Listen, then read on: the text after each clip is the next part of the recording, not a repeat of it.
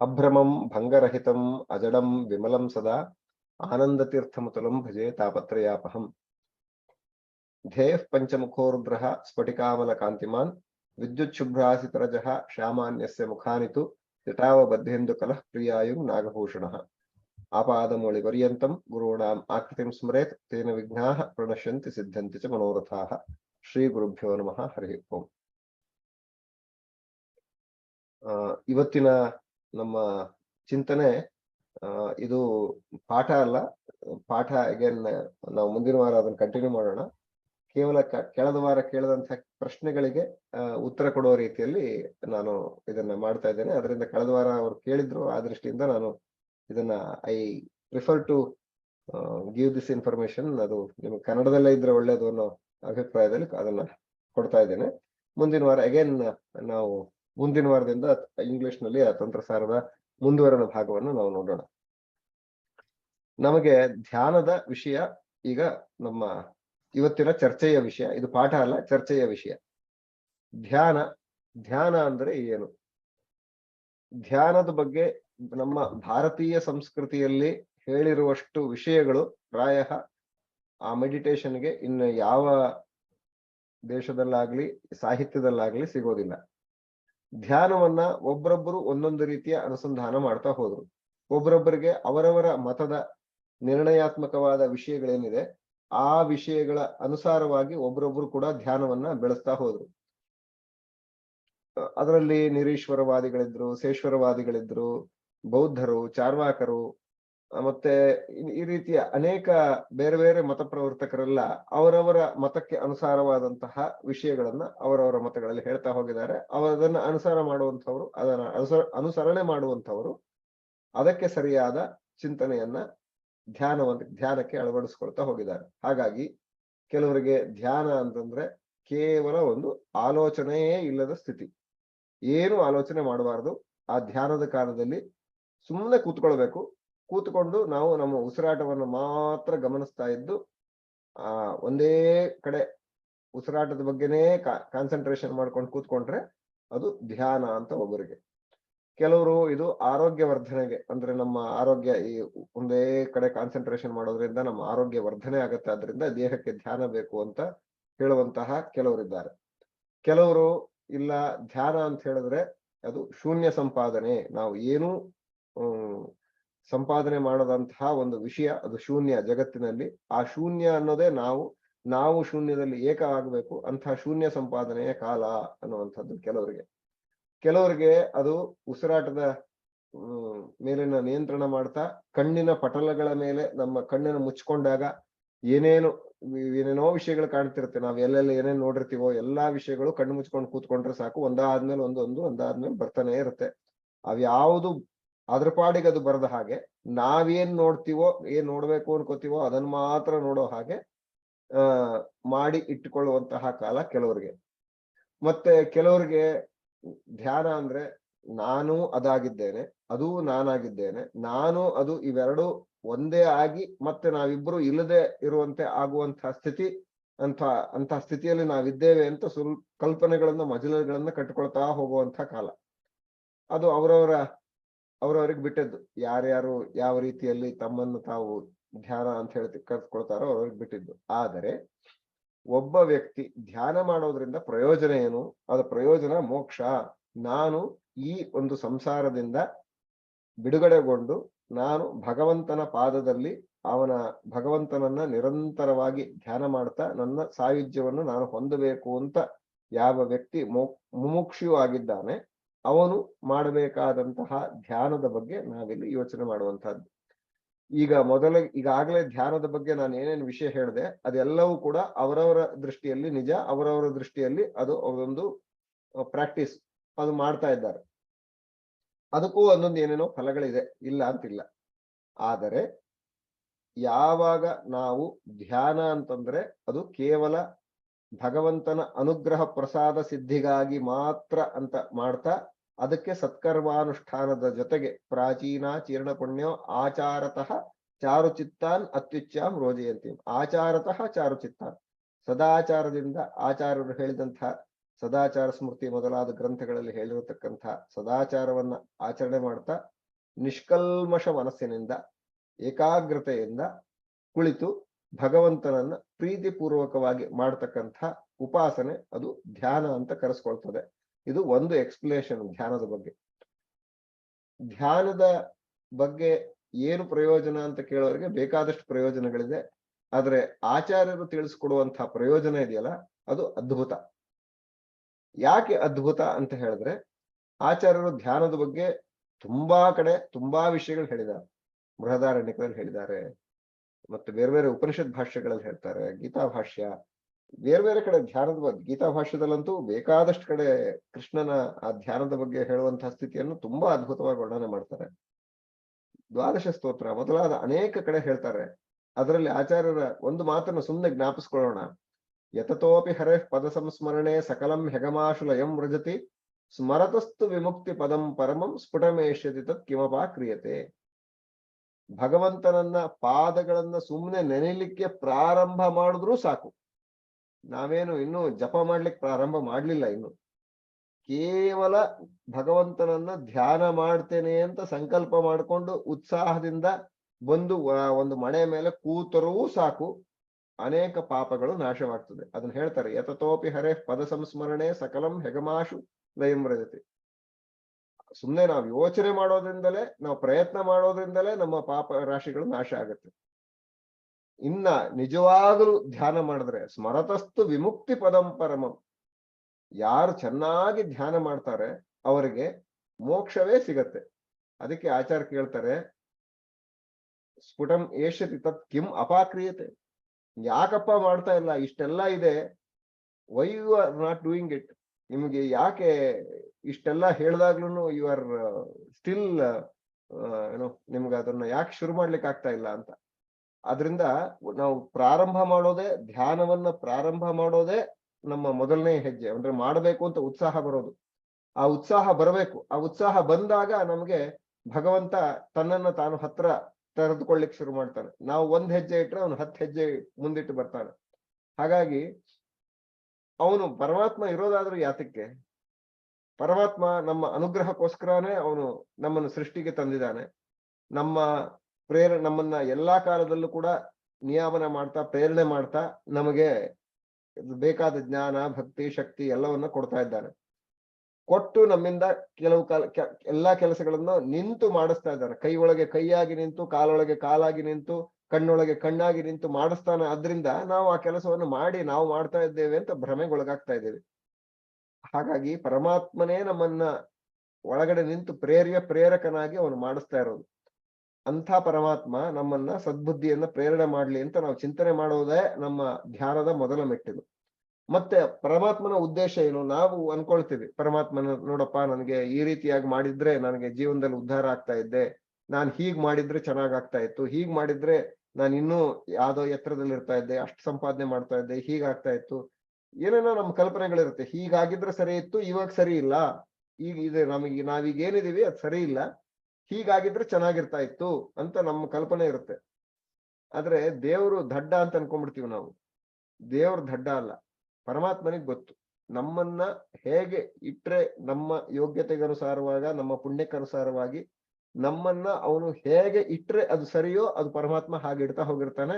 ಅದನ್ನ ನಾವು ಆ ಪರಮಾತ್ಮನನ್ನ ತಿಳಿದು ಭಜಿಸೋದ್ರಿಂದ ನಮ್ಮನ್ನು ಇನ್ನೂ ಎತ್ತರದಲ್ಲಿ ಇಡ್ತಾ ಹೋಗ್ತಾನೆ. ಆದ್ರಿಂದ ಆಚಾರ್ಯರು ಹೇಳ್ತಾರೆ, ಅಸ್ಮದಿಷ್ಟೈಕ ಕಾರ್ಯಾಯ ಪೂರ್ಣಾಯ ಹರಯೇ ನಮಃ. ಅಸ್ಮದಿಷ್ಟೈಕ ಕಾರ್ಯಾಯ, ಅಸ್ಮದ್ ಇಷ್ಟ, ನಮಗೆ ಏನು ಇಷ್ಟವೋ ಅದನ್ನೇ ಮಾಡಿಸ್ಲಿಕ್ಕೋಸ್ಕರ. ಅಂದ್ರೆ ನಮಗಿಷ್ಟ ಅಂತಂದ್ರೆ ನಾವೀಗೇನೋ ಇಷ್ಟಪಡ್ತೀವಿ ಅದಲ್ಲ. ನಾಳೆ ದಿವಸ ನನಗೆ 5 ಐಫೋನ್ ಒಂದೇ ದಿವಸ ಬೇಕು ಅಂತ ಇಷ್ಟಪಡ್ತೀವಿ, ಅದೆಲ್ಲ ಇಷ್ಟ ಅಲ್ಲ.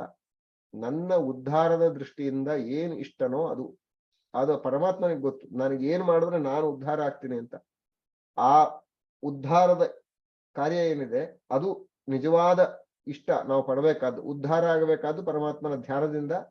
ಅದನ್ನ ಮಾಡಿಸ್ಲಿಕ್ಕೋಸ್ಕರನೇ ಅಸ್ಮದಿಷ್ಟೈಕ ಕಾರ್ಯಾಯ, ನಮ್ಮ ಉದ್ಧಾರವೇ ಕಾರ್ಯವಾಗಿರುವ ಪರಮಾತ್ಮನನ್ನ ನಾವು ಪೂರ್ಣಾಯ ಹರಯೇ ನಮಃ, ಪೂರ್ಣ ಅಂತ ಉಪಾಸನೆ ಮಾಡಬೇಕು. ಆ ಪೂರ್ಣ ಅಂದ್ರೆ ಏನು, ಆ ಪೂರ್ಣನ ಚಿಂತನೆ ಏನು ಅನ್ನೋದನ್ನ ನಾವು ಇವತ್ತಿನ ಧ್ಯಾನದಲ್ಲಿ ವಿಚಾರ ಮಾಡ್ತಾ ಹೋಗೋಣ. ಧ್ಯಾನಕ್ಕೆ ಕುಳಿತುಕೊಳ್ಬೇಕಾದ್ರೆ ಮೊದಲು ನಮಗೆ ಬೇಕಾದಂತಹದ್ದು ಧ್ಯಾನದ ವಿಷಯ ಯಾರೋ ಅವನನ್ನ ನಾವು ಪ್ರೀತಿಸಬೇಕು. ಪ್ರೀತಿಸೋದು ಅಂದ್ರೆ ಏನು? ಅವನು ನಮ್ಮ ಮನಸ್ಸಿನಲ್ಲಿ ಯಾವಾಗಲೂ ಇದ್ದಾನೆ. ಅವನು ನಮ್ಮ ಸಖ, ನಮ್ಮನ್ನ ಯಾವಾಗಲೂ ಅನವರತ ರಕ್ಷಣೆ ಮಾಡ್ತಾ ಇದ್ದಾನೆ ಅಂತ ನಾವು ಅವನನ್ನ ತಿಳ್ಕೊಂಡಾಗ ನಮ್ಮ ಪ್ರೀತಿ ಪಾತ್ರನಾಗ್ತಾರ. ಯಾವಾಗ ನಮಗೆ ಇಷ್ಟ ಅಂತ ಅನ್ಕೊಳ್ತೀವಿ, ಯಾರು ಒಬ್ರು ಇವ್ರು ನಮಗ್ ತುಂಬಾ ಬಹಳ ಬೇಕಾದವರು, ಇವ್ರು ನಮ್ಗೆ ತುಂಬಾ ಹೆಲ್ಪ್ ಮಾಡ್ತಾರೆ, ನಮ್ ಬಗ್ಗೆ ತುಂಬಾ ಸಹಾನುಭೂತಿ ಇದೆ ಅಂತ ಲೌಕಿಕವಾಗಿ ಯಾರೋ ನಮಗ್ ಉಪಕಾರ ಮಾಡೋರನ್ನೇ ನಾವು ಅವರನ್ನ ಸ್ಮರಿಸ್ತೇವೆ. ಹಾಗಿದ್ದಾಗ ನಿರಂತರವಾಗಿ ನಮ್ಮ ಪ್ರತಿಯ ಉಸಿರಾಟದಿಂದ ಹಿಡಿದು ಒಳಗಡೆ ನಮ್ಮ ಬ್ಲಡ್ ಸರ್ಕ್ಯುಲೇಷನ್ ಹಿಡಿದು ಅದು ಕೆಳಗಡೆ ಹೋಗಿದ್ ಬ್ಲಡ್ ಅನ್ನು ವಾಪಸ್ ಪಂಪ್ ಆಗಿ ಮೇಲ್ ಬಂದು ಹೃದಯ ಶುದ್ಧಿ ಆಗಿ ಒಳಗಡೆಯಿಂದ ಎಷ್ಟೆಲ್ಲಾ ಕೆಲಸ ಮಾಡಿಸ್ತಾ ಅನಾದಿ ಕಾಲದಿಂದಲೂ ಎಲ್ಲಾ ಜೀವರಾಶಿಗಳನ್ನು ಕೂಡ ಇದೇ ರೀತಿಯಾಗಿ ಯಾವುದೇ ಪಕ್ಷಪಾತವಿಲ್ಲದೆ ಎಲ್ಲರನ್ನೂ ನೋಡ್ಕೊಳ್ತಾ ಅವರೆಲ್ಲರಲ್ಲೂ ನಿಂತು ಪ್ರಾಣದೇವರಲ್ಲಿ ನಿಂತು ಉಸಿರಾಡಿಸ್ತಾ ಇರ್ತಕ್ಕಂಥ ಭಗವಂತ, ಅವನು ನಮಗೆ ಅನಾದಿ ಕಾಲದಿಂದ ಅನಿಮಿತ್ತ ಬಂದು ಅನಾದಿ ಕಾಲದಿಂದ ನಮಗೆ ಅವನನ್ನು ರಕ್ಷಣೆ ಮಾಡ್ತಾ ಇದ್ದಾನೆ. ಅಂತ ಭಗವಂತ ನಮ್ಮ ವಿಷಯದಲ್ಲಿ ನಾವು ಮಾಡುವಂತಹ ಕೆಲಸಗಳಲ್ಲಿ ನಮ್ಮ ಎಲ್ಲಾ ಕೆಲಸ ಅದು ಚೆನ್ನಾಗಿ ಆಗೋದಕ್ಕಾಗ್ಲಿ ಅಥವಾ ನಾವು ಏನ್ ಮಾಡ್ತೀವೋ ಅದೆಲ್ಲವೂ ಕೂಡ ನಮಗೆ ಬೇಕಾಗುವಂತೆ ಒದಗಿಸಿ ಕೊಡ್ತಾ ಇರ್ತಾನೆ. ನಾವು ಅದನ್ನ ಅರ್ಥ ಮಾಡ್ಕೊಳ್ಳದೆ ಅದು ಭಗವಂತನ ಅಸ್ತಿತ್ವವನ್ನ ನಾವು ಮರ್ತು ಬಿಡ್ತೇವೆ. ಅಂತಹ ಸ್ಥಿತಿಯಲ್ಲೂ ಕೂಡ ಭಗವಂತನನ್ನ ಚೂರು ವಿಷಯದಲ್ಲಿ, ನೋಡಪ್ಪ ನಾನೀಗ ಬಸ್ಸಿಗೆ ಹೊರಟಿದ್ದೆ, ನಾವು ಒಂದು ನಿಮಿಷದಲ್ಲಿ ನಾನ್ ತಡ ಆಗಿದ್ರೆ ಬಸ್ ಮಿಸ್ ಆಗ್ಬಿಡ್ತಾ ಇತ್ತು, ಭಗವಂತ ನನಗೆ ಒದಗಿಸ್ಕೊಟ್ಟ, ಸರಿಯಾದ ಟೈಮ್ಗೆ ನಾನು ಬರೋ ಹಾಗಾಯ್ತು ಅಂತ ಒಂದೊಂದು ಕ್ಷಣದಲ್ಲೂ ಆಗುವ ಒಂದೊಂದು ಘಟನೆಗಳನ್ನು ಕೂಡ ನಾವು ಭಗವಂತನ ದೃಷ್ಟಿಯಿಂದ, ಅಂದ್ರೆ ಭಗವಂತನ ಪ್ರೀತಿಯ ದೃಷ್ಟಿಯಿಂದ ಅದನ್ನು ನೀವು ಸಮನ್ವಯ ಮಾಡ್ಕೊಳ್ಳಿಕ್ಕೆ ಪ್ರಾರಂಭ ಆಯ್ತು ಅಂತ ಆದ್ರೆ ನಮ್ಮ ಧ್ಯಾನ ಗಟ್ಟಿ ಆಗೋದಲ್ಲಿ. ಕೇವಲ ನಾವು ಯಾವುದೋ ಒಂದು ಜಪದ ಕಾಲದಲ್ಲಿ ಕೂತ್ಕೊಂಡು ಕಣ್ಣು ಮುಚ್ಚಿ ಬೆಳಗ್ಗೆ 8 ಗಂಟೆಯಿಂದ 8 ಗಂಟೆ 10 ನಿಮಿಷದವರೆಗೆ ಕೂತ್ಕೊಂಡು 2 ಜಪಮಣಿ ತಿರುಗಿಸಿ ಜಪ ಆಯ್ತು ಅಂತ ಹೇಳೋದ್ರಲ್ಲಿ ಧ್ಯಾನ ಸಿದ್ಧಿ ಆಗೋದೇ ಇಲ್ಲ. ಧ್ಯಾನ ಸಿದ್ಧಿ ಆಗ್ಬೇಕು ಅಂತ ಆದ್ರೆ ಎಲ್ಲಾ ಬೇರೆ ಬೇರೆ ಕಾಲಗಳಲ್ಲಿ ಕೂಡ ನಮ್ಮ ಪ್ರೀತಿ ಭಗವಂತನ ಕಡೆಗೆ ಸಾಗ್ತಾ ಇರ್ಬೇಕು. ನೀರ್ ಕುಡ್ದಾಗ ಆಗೋ ಒಂದು ಆನಂದ, ಅಷ್ಟೊತ್ತು ಬಿಸಿಲಿತ್ತು, ಬಂದ ತಕ್ಷಣ ಕುಡಿದ ತಕ್ಷಣ ಹೃದಯಕ್ಕೆ ಸ್ವಲ್ಪ ತಂಪಾಯ್ತು, ನೀರ್ ಕುಡಿದ ತಕ್ಷಣ ಭಗವಂತ ನನಗೆ ನೀರಲ್ಲಿ ಇದ್ದು ನೀನು ನನ್ನ ಪ್ರೀತಿ ಕೊಟ್ಟಿದೀಯಾ, ನನಗೆ ಆನಂದ ಆಯ್ತು, ಈ ಆನಂದ ನಿನಗರ್ಪಣೆ ಅನ್ನುವ ರೀತಿಯಲ್ಲಿ ಆ ಭಗವಂತನ ಆ ನೀರಿನಲ್ಲಿಟ್ಟುವ ನಿನ್ನ ಶಕ್ತಿಯಿಂದಾಗಿ ನನಗದು ಸಾಕಾರ ಆಯ್ತು, ನನ್ನ ಒಳಗಡೆ ಆನಂದ ಆಯ್ತು ಅನ್ನುವ ಕಲ್ಪನೆ ರೀತಿಯಲ್ಲಿ ನಮಗ್ ಬರೋ ಹಾಗಾಗ್ಬೇಕು. ಎಲ್ಲಾ ವಿಷಯದಲ್ಲೂ ಭಗವಂತನ ಬಗ್ಗೆ ನಮಗ್ ಪ್ರೀತಿ ಉಂಟಾಗುವ ಹಾಗಾಗ್ಬೇಕು. ಆ ರೀತಿ ಆದಾಗ ಭಗವಂತ ನಮ್ಗೆ ಆಪ್ತನಾಗ್ತಾನೆ. ಯಾವಾಗ ಆಪ್ತನಾದ ವಸ್ತು ನಮ್ಗೆ ಇಷ್ಟ ಆಗ್ತಾನೆ, ತುಂಬಾ ಇಷ್ಟ ಆಗ್ತಾನೆ. ಆ ಇಷ್ಟವಾದ ವಸ್ತುವನ್ನ ಧ್ಯಾನ ಮಾಡ್ತಾ ಕೂತ್ಕೊಳ್ಳೋದ್ರಲ್ಲಿ ನಮಗೆ ಕಾಲದ ಮಿತಿ ಇರೋದಿಲ್ಲ. ನಾವು ಧ್ಯಾನ ಮಾಡ್ತಾ ಅವನು ಪೂರ್ಣ ಇಷ್ಟ ಆಗಿಬಿಟ್ಟ ಅಂತಂದ್ರೆ ನಮಗೆ, ಈಗ ನನಗೆ ಕ್ರಿಕೆಟ್ ನೋಡೋದು ತುಂಬಾ ಇಷ್ಟ ಅಂತ ಹೇಳಿದ್ರೆ ಏನೋ ಬೇರೆ ಕೆಲಸ ಇದ್ರು ಮುಂದೂಡಿ ಆ ಕ್ರಿಕೆಟ್ ಮ್ಯಾಚ್ ಮುಗಿಯೋ ತನಕ ಅವ್ನು ಏನ್ ಹೊಡಿತಾನೋ ಅಂತ ನೋಡ್ತಾ ಕೂತಿರ್ತೀವಿ. ಹಾಗಾಗಿ ನಮ್ಗೆ ಆ ಇಷ್ಟ ಬರಬೇಕು, ಅದು ಒಳಗಡೆಯಿಂದ ಅದು ಪ್ರೀತಿಪೂರ್ವಕವಾಗಿ ಭಗವಂತನನ್ನ ಸ್ವೀಕಾರ ಮಾಡೋ ಹಾಗಾಗ್ಬೇಕು. ಹಾಗಾದಾಗ ಧ್ಯಾನ ಪಕ್ವ ಆಗ್ತದೆ. ಆ ಅಸ್ಮದಿಷ್ಟೈಕ ಕಾರ್ಯಾಯ ಅನ್ನುವ ಆ ಪರಿಪೂರ್ಣ ತತ್ವ ನಮಗೆ ಸಿದ್ಧಿ ಆಗ್ತದೆ. ಅವನು ಅಷ್ಟೇ ಅಲ್ಲ, ಸರ್ವಗಶ್ಚ ಸಸರ್ವಾತ್ಮನ್ ಸರ್ವಾವಸ್ಥಾಸು ಚಾಚ್ಯುತ ರಮಸ್ವ ಪುಂಡರೀಕಾಕ್ಷ ನೃಸಿಂಹ ಹೃದಯೇ ಮಮ ಅಂತ ನಾವು ಅವನನ್ನ ನಿರಂತರವಾಗಿ ಧ್ಯಾನ ಮಾಡ್ತಾ ಇರ್ಬೇಕು. ಆಚಾರ್ಯರು ಹೇಳುವಂತ ಕೃಷ್ಣಾಮೃತ ಮಹಾರಣದಲ್ಲಿ ಹೇಳುವಂತ ಸ್ತೋತ್ರ ಇದು. ಎಲ್ಲದರಲ್ಲೂ ಇದೆಯಾ, ಎಲ್ಲ ಸರ್ವಗಶ್ಚ ಸರ್ವಾತ್ಮನ್, ಎಲ್ಲವೂ ನೀನೇ ಆಗಿ ಕಾಣಿಸ್ಕೊಳ್ತಾ ಇದ್ದೀಯ. ಸರ್ವಾವಸ್ಥಾಸು ಚಾಚ್ಯುತ, ನನ್ನನ್ನು ಎಲ್ಲಾ ಅವಸ್ಥೆಗಳಲ್ಲಿ, ಸೃಷ್ಟಿಯ ಆದಿಕಾಲದಿಂದಲೂ ಸೃಷ್ಟಿಯ ನಂತರದಲ್ಲೂ ಮತ್ತೆ ಮೋಕ್ಷ ಕಾಲದಲ್ಲೂ ಎಲ್ಲಾ ಕಾಲದಲ್ಲೂ ನನ್ನನ್ನು ರಕ್ಷಣೆ ಮಾಡ್ತಾ ಇದ್ದೀಯಾ ಅಂತ ಆ ಭಗವಂತನ ಸರ್ವತ್ರ ರಕ್ಷಣೆ ಮಾಡುವಂತಹ ಆ ರೂಪಗಳನ್ನ, ಅವನ ಗುಣಗಳನ್ನ ನಾವು ವಿಚಾರ ಮಾಡ್ತಾ ಅವನನ್ನ ಪ್ರೀತಿಯನ್ನ ಹೆಚ್ಚು ಮಾಡ್ಕೊಳ್ತಾ ಹೋದ್ರೆ ಭಗವಂತ ನಮಗೆ ಆಪ್ಯಾಯಮಾನನಾಗ್ತಾನೆ. ಅವನು ತುಂಬಾ ಹತ್ರದವನಾಗ್ತಾನೆ. ನನ್ನ ಪ್ರತಿ ಕಾರ್ಯದಲ್ಲೂ ಅವನು ನನ್ನನ್ನ ಉದ್ಧಾರ ಮಾಡ್ತಾ ಇದ್ದಾನೆ ಅಂತ ನಾವು ಅವನನ್ನ ತುಂಬಾ ಹೆಚ್ಚಾಗಿ ಯೋಚನೆ ಮಾಡ್ತಾ ಹೋದಷ್ಟು ಕಣ್ಣು ಮುಚ್ಕೊಂಡ್ರೆ ಸಾಕು ನನಗೆ ಅನುಗ್ರಹ ಮಾಡಿದ ಶಕ್ತಿ ಇದೆ ಅಲ್ವಾ ಅಂತ ಅನ್ನೋದಷ್ಟು ಸಾಧನೆ ಮಾಡೋರಿಗೆ ಅನ್ಸತ್ತಂತೆ. ನಾವು ಅಷ್ಟೆಲ್ಲ ನಮ್ಗೆ ಗೊತ್ತೇ ಆಗೋದಿಲ್ಲ, ಯಾಕಂದ್ರೆ ನಮ್ಗೆ ಅಷ್ಟು ಪ್ರೀತಿನೇ ದೇವರಲ್ಲಿಲ್ಲ. ಹಾಗಾಗಿ ಅಷ್ಟು ಪ್ರೀತಿಯ ಒಳಗಡೆಯಿಂದ ಬಂದಾಗ ಅದಕ್ಕೆ ಸರಿಯಾಗಿ ಸತ್ಕರ್ಮಾನುಷ್ಠಾನವೂ ಬೇಕು. ಕೇವಲ ಭಗವಂತನನ್ನ ನಾನು ಪ್ರೀತಿ ಮಾಡ್ತಾ ಇದ್ದೇನೆ ಸಾಕು, ನಾನು ಈಗ ಭಗವಂತ ನನಗೆ ಬಹಳ ಇಷ್ಟದವನು, ಅವನ ಬಗ್ಗೆ ನಾನು ಯೋಚನೆ ಮಾಡ್ತಾ ಇದ್ದೀನಿ, ಹಾಗಾಗಿ ಇವತ್ತೇನು ಸಂಧ್ಯಾವಂದನೆ ಮಾಡದೇ ಇದ್ರು ನಡೆಯುತ್ತೆ. ಭಗವಂತನ ಧ್ಯಾನ ಮಾಡಿದಿನಲ್ಲ ಅಷ್ಟು ಸಾಕು. ಭಗವಂತನ ಬಗ್ಗೆ ಯೋಚನೆ ಬಂದಿದೆ. ಧ್ಯಾನ ಅಂದ್ರೆ ಏನು? ನಾವು ಯಾವ್ದೋ ಒಂದು ಭಗವಂತನ ಕ್ಯಾಲೆಂಡರ್ ಅಲ್ಲಿ ಕಾಣೋ ಚಿತ್ರವನ್ನ ಕಣ್ಣೆದುರಿಗೆ ತಂದ್ಕೊಂಡ್ಬಿಟ್ಟು ಅಥವಾ ಯಾವ್ದೋ ಒಂದು ಪ್ರತಿಮೆಯ ಫೋಟೋನ ನೋಡ್ಕೊಂಡು ಅದು ಭಗವಂತ ಅಂತ ತಿಳ್ಕೊಂಡ್ರೆ ಭಗವಂತನಿಗೆ ಜಡತ್ವ ಆರೋಪ ಮಾಡಿದ ಹಾಗಾಗ್ತದೆ. ಹಾಗಾಗಬಾರ್ದು. ಪ್ರೀತಿಪೂರ್ವಕವಾದ ಭಗವಂತನಲ್ಲಿ ನಿಷ್ಠೆ ಇಟ್ಟು ಭಗವಂತ ಹೇಳಿದಂತಹ ಕರ್ತವ್ಯಗಳು, ವೇದಶಾಸ್ತ್ರಗಳನ್ನು ವಿಧಿಸುವಂತಹ ಕರ್ತವ್ಯಗಳನ್ನ ಸಕಾಲದಲ್ಲಿ ಯೋಗ್ಯವಾದ ರೀತಿಯಲ್ಲಿ ಅದನ್ನ ಆಚರಣೆ ಮಾಡ್ತಾ ಭಗವಂತನನ್ನ ಧ್ಯಾನ ಮಾಡ್ಲಿಕ್ಕೆ ನಮ್ಮ ಶಕ್ತಿಯ ಮೂಲಕ ಪ್ರಾರಂಭ ಮಾಡಿದ್ರೆ ಭಗವಂತ ಅದಕ್ಕೆ ಸರಿಯಾಗಿ ತಾನು ಎಷ್ಟು ತೆರೆಕೊಳ್ಬೇಕು ಅನ್ನೋದನ್ನ ಯೋಚನೆ ಮಾಡಿ ಅವರವರಿಗೆ ತೆರೆದುಕೊಳ್ತಾ ಹೋಗ್ತಾನೆ. ಹಾಗಾಗಿ ನಾವು ನಮ್ಮ ಪ್ರಾರ್ಥನೆಯನ್ನ ನಿರಂತರವಾಗಿ ಇಟ್ಟುಕೊಂಡಿರ್ಬೇಕು. ನೀನು ನನಗೆ ಒಲಿದೇನೆ, ನಾನು ಅದು ಏನು ಮಾಡ್ಲಿಕ್ಕೆ ಆಗುದಿಲ್ಲ ಅಂತ ಅರ್ಪಣ ಬುದ್ಧಿ ಬರಬೇಕು. ಆ ಅರ್ಪಣ ಬುದ್ಧಿ ಅಂದ್ರೆ ಅದು ಅರ್ಪಣ ಬುದ್ಧಿ ಅಂತಂದ್ರೆ ನಿಷ್ಕಲ್ಮಶವಾದ ಅರ್ಪಣ ಬುದ್ಧಿ. ಅದು ಯಾವುದೇ ಪ್ರೀ ಅಸಂಪ್ಷನ್ಗಳಿರಬಾರ್ದು, ಅಥವಾ ಅದಕ್ಕೊಂದು ಯಾವ್ದಾದ್ರು ಒಂದು ನಾನು ಇಷ್ಟು ಮಾಡಿದ್ರೆ ನೀನ್ ಇಷ್ಟು ಕೊಡ್ಬೇಕು ಅನ್ನುವ ತೆಗೆದುಕೊಳ್ಳುವಂತಹ ಕೊಂಡುಕೊಳ್ಳುವಂತಹ ಯಾವುದೇ ವ್ಯಾಪಾರ ಇಲ್ಲದೇನೆ ಕೇವಲ ಭಗವಂತನಿಗೋಸ್ಕರ ಭಗವಂತನನ್ನ ಇಷ್ಟಪಡುವಂತಹ ಭಾವ ಯಾವಾಗ ಮನಸ್ಸಿನಲ್ಲಿ ಬರುತ್ತೆ ಅದು ಧ್ಯಾನಕ್ಕೆ ನಮ್ಮ ಮನಸ್ಸನ್ನ ಹದಗೊಳಿಸ್ಕೊಂಡಾಗ ಆಗತ್ತೆ. ಅಂದ್ರೆ ಕಬ್ಬಿಣವನ್ನ ಕಾಯಿಸಿದ ರೀತಿಯಲ್ಲಿ ಆಯ್ತು. ಇನ್ನ ಕಬ್ಬಿಣಕ್ಕೆ ಶೇಪ್ ಕೊಡ್ಬೇಕು. ಕಬ್ಬಿಣವನ್ನ ಕಾಯಲಿಕ್ಕೆ ಇಟ್ಟಿದೀವಿ ಅಷ್ಟೇ. ಧ್ಯಾನ ಇದುವರೆಗೂ ನಾವು ನೋಡಿದ್ದು ಕಬ್ಬಿಣವನ್ನ ಕಾಯಲಿಕ್ಕೆ ಇಟ್ಟಿದ್ದೀವಿ. ಅದು ಕರಗಬೇಕು ಅಂತಂದಾಗ ಭಕ್ತಿಯ ತಾಪ ಬಿಸಿ ತಟ್ಟಬೇಕು. ಭಗವಂತ ಆ ಬಿಸಿಯನ್ನು ನಮಗೆ ಬೇರೆ ಬೇರೆ ಸಂಸಾರದ ದುಃಖಗಳಿಂದ ಬೇರೆ ಬೇರೆಗಳಿಂದ ಮುಟ್ಟಿಸ್ತಾನೆ. ಬಿಸಿ ಆ ಬಿಸಿ ತಗಲಿದಾಗ ನಮ್ಮ ಮನಸ್ಸು ಭಗವಂತನ ಕಡೆ ಕರಗಬೇಕು, ಆರ್ದ್ರ ಆಗ್ಬೇಕು. ಅದು ಆರ್ದ್ರ ಆಗಿ ಅದು ಕೇವಲ ಸುಮ್ಮನೆ ಅದು ಆರ್ದ್ರ ಆಗೋದಲ್ಲ, ಅದಕ್ಕೊಂದು ಗಟ್ಟಿತನ ಬರಬೇಕು, ಅದಕ್ಕೊಂದು ಒಳ್ಳೆಯ ಶೇಪ್ ಬರಬೇಕು ಅಂತಂದಾಗ ಭಗವತ್ ಪರವಾದಂತಹ ಶಾಸ್ತ್ರ ಶ್ರವಣ ಇತ್ಯಾದಿಗಳನ್ನ ನಾವೆಲ್ಲ ಮಾಡಿದಾಗ ನಮ್ಗದು ಗಟ್ಟಿ ಆಗುತ್ತೆ. ಆ ಭಗವಂತನ ಕಥೆಗಳನ್ನ, ಭಾಗವತಾದಿ ಕಥೆಗಳನ್ನ ಕೇಳಿ ಅದನ್ನ ಜ್ಞಾಪಕದಲ್ಲಿ ಇಟ್ಟುಕೊಳ್ಬೇಕು. ಶಾಸ್ತ್ರ ಪಾಠಗಳನ್ನ ಕೇಳಿ ಆ ಶಾಸ್ತ್ರದಲ್ಲಿ ಹೇಳಿದಂತಹ ಗುಣಗಳನ್ನ ಜ್ಞಾಪಕದಲ್ಲಿ ಮನಸ್ಸಿನಲ್ಲಿ ಇಟ್ಕೊಳ್ಬೇಕು. ಇದೆಲ್ಲ ಇಟ್ಕೊಂಡಿದ್ದಾದ್ಮೇಲೆ ನಾವು ಪರೀಕ್ಷೆಯನ್ನ ಎದುರಿಸ್ಬೇಕು.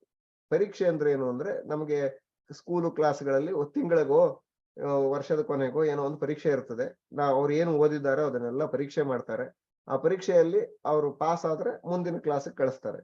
ನಮಗೆ ಪರೀಕ್ಷೆ ಯಾವಾಗ ಅಂತ ಹೇಳಿದ್ರೆ, ಯಾವಾಗೆಲ್ಲ ನಾವು ಸಂಧ್ಯಾವಂದನೆ ಮಾಡ್ತೀವಿ, ಧ್ಯಾನ ಮಾಡ್ತೀವಿ, ನಾವು ಅವಾಗ ಎಕ್ಸಾಮ್ ತಗೊಳ್ತಾ ಇದ್ದೀವಿ ಅಂತ ಅರ್ಥ.